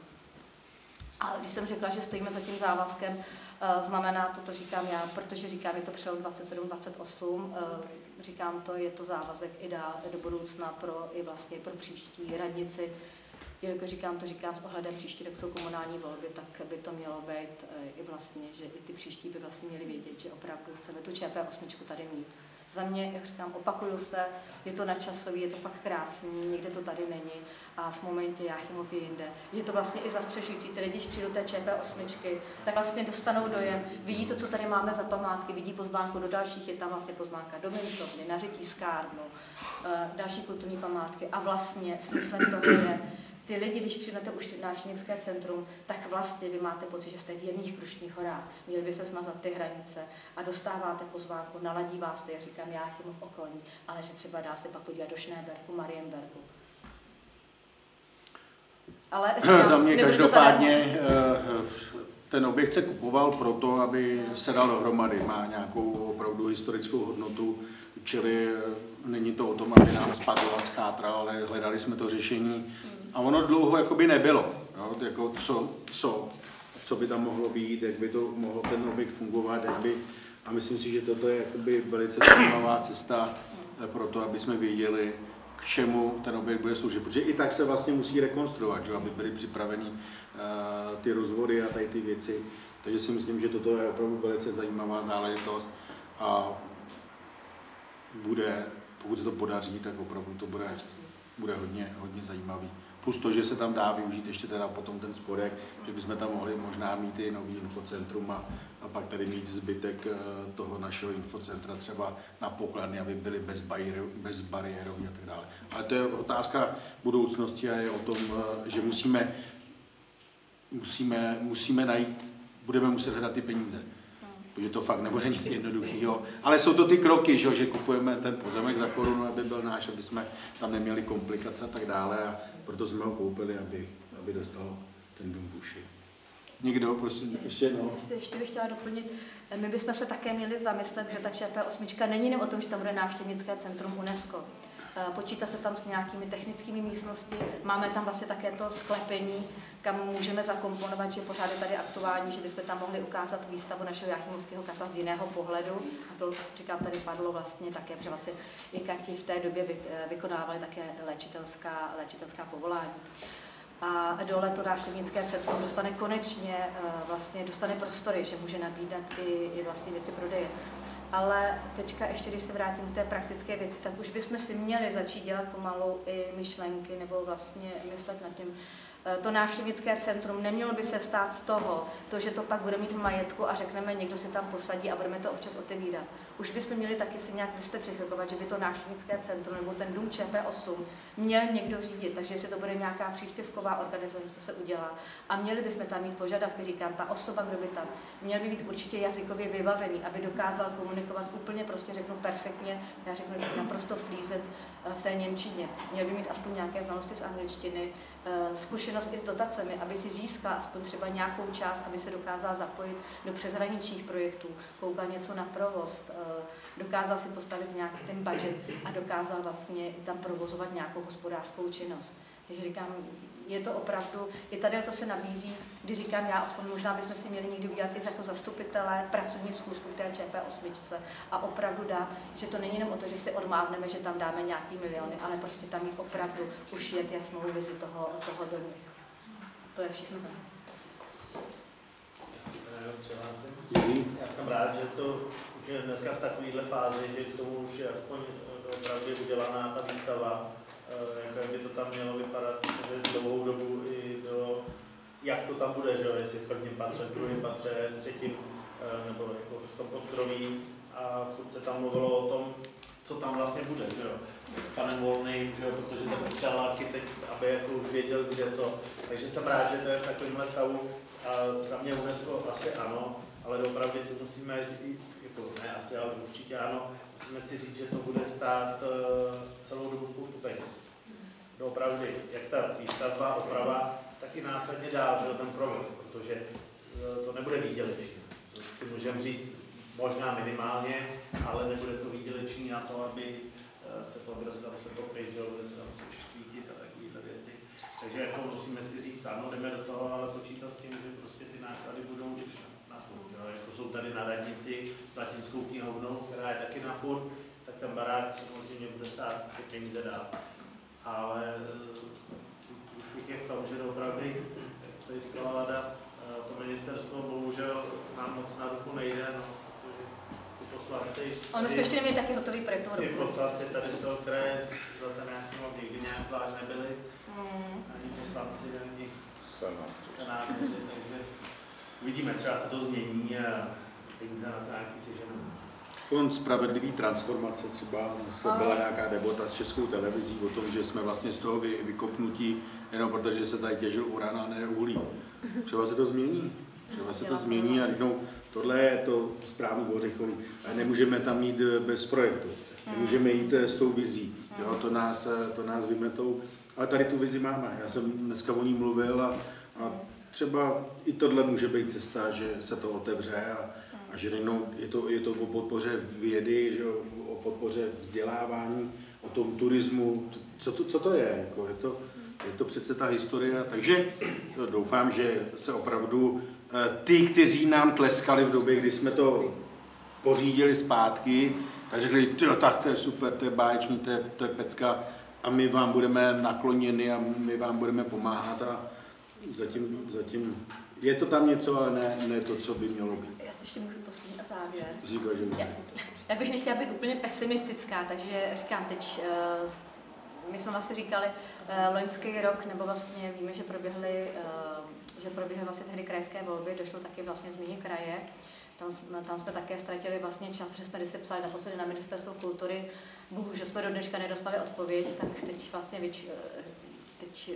říkám, jsme zase před dalšíma volbama, takže vyčkáme, jak dopadnou volby letos na podzim a pak bychom teda chtěli pokračovat v těch snahách, takže to není to, že jsme tady usnuli na růžích, ale víme, že musíme jezdit, že musíme vlastně opravdu odvalat peníze. Co se týká přeshraničních spoluprácí, v současné době Interreg Sasko, myslím, že tam už je na ten náš velký projekt je prázdnej. Máme možnost jít s Bavorskem, takže pokud se nám podaří najít nebo víte o nějakém partneru v Bavorsku, který vyšel stavit do toho projektu, tak třeba je tam ta šance.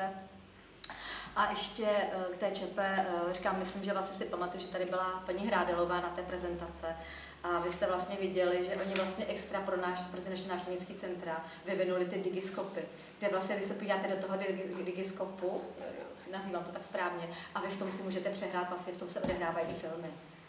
A jsou taky vlastně v naší hornické krajině. Říkám, jsou to plno krásných věcí. Já vím, já tím trošku žiju, mohla bych o tom mluvit do nekonečna, ale jenom doufám, ať se nám to podaří zafinancovat. Tak. Už končím. Takže něco od vás.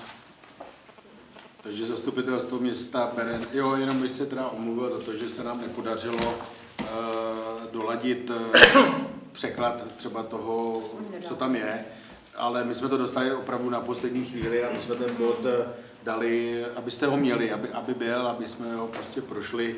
Je tam teda nějaká ta celková částka, která to je a to rozdělení, věřím tomu, že se brzo objeví i ten překlad, aby jsme věděli. No to je jedno, tak se může třeba zadat, aby se to vědělo.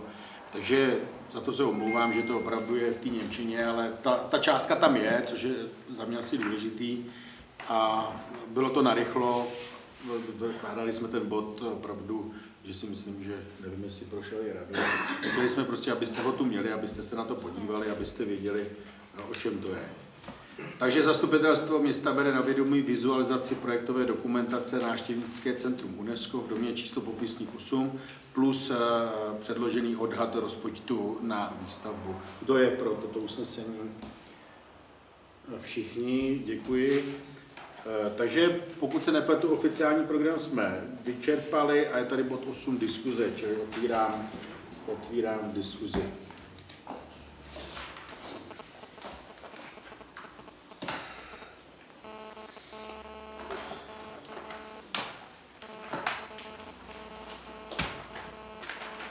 Nemáte nikdo žádný bod do diskuze?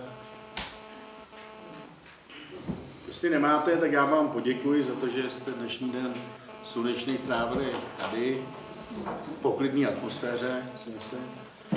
Já vám přeju hezký dovolený a aby jsme se v září tady zase sešli a projednali další věci našeho města. Takže děkuju a mějte se hezky a hezký dovolený.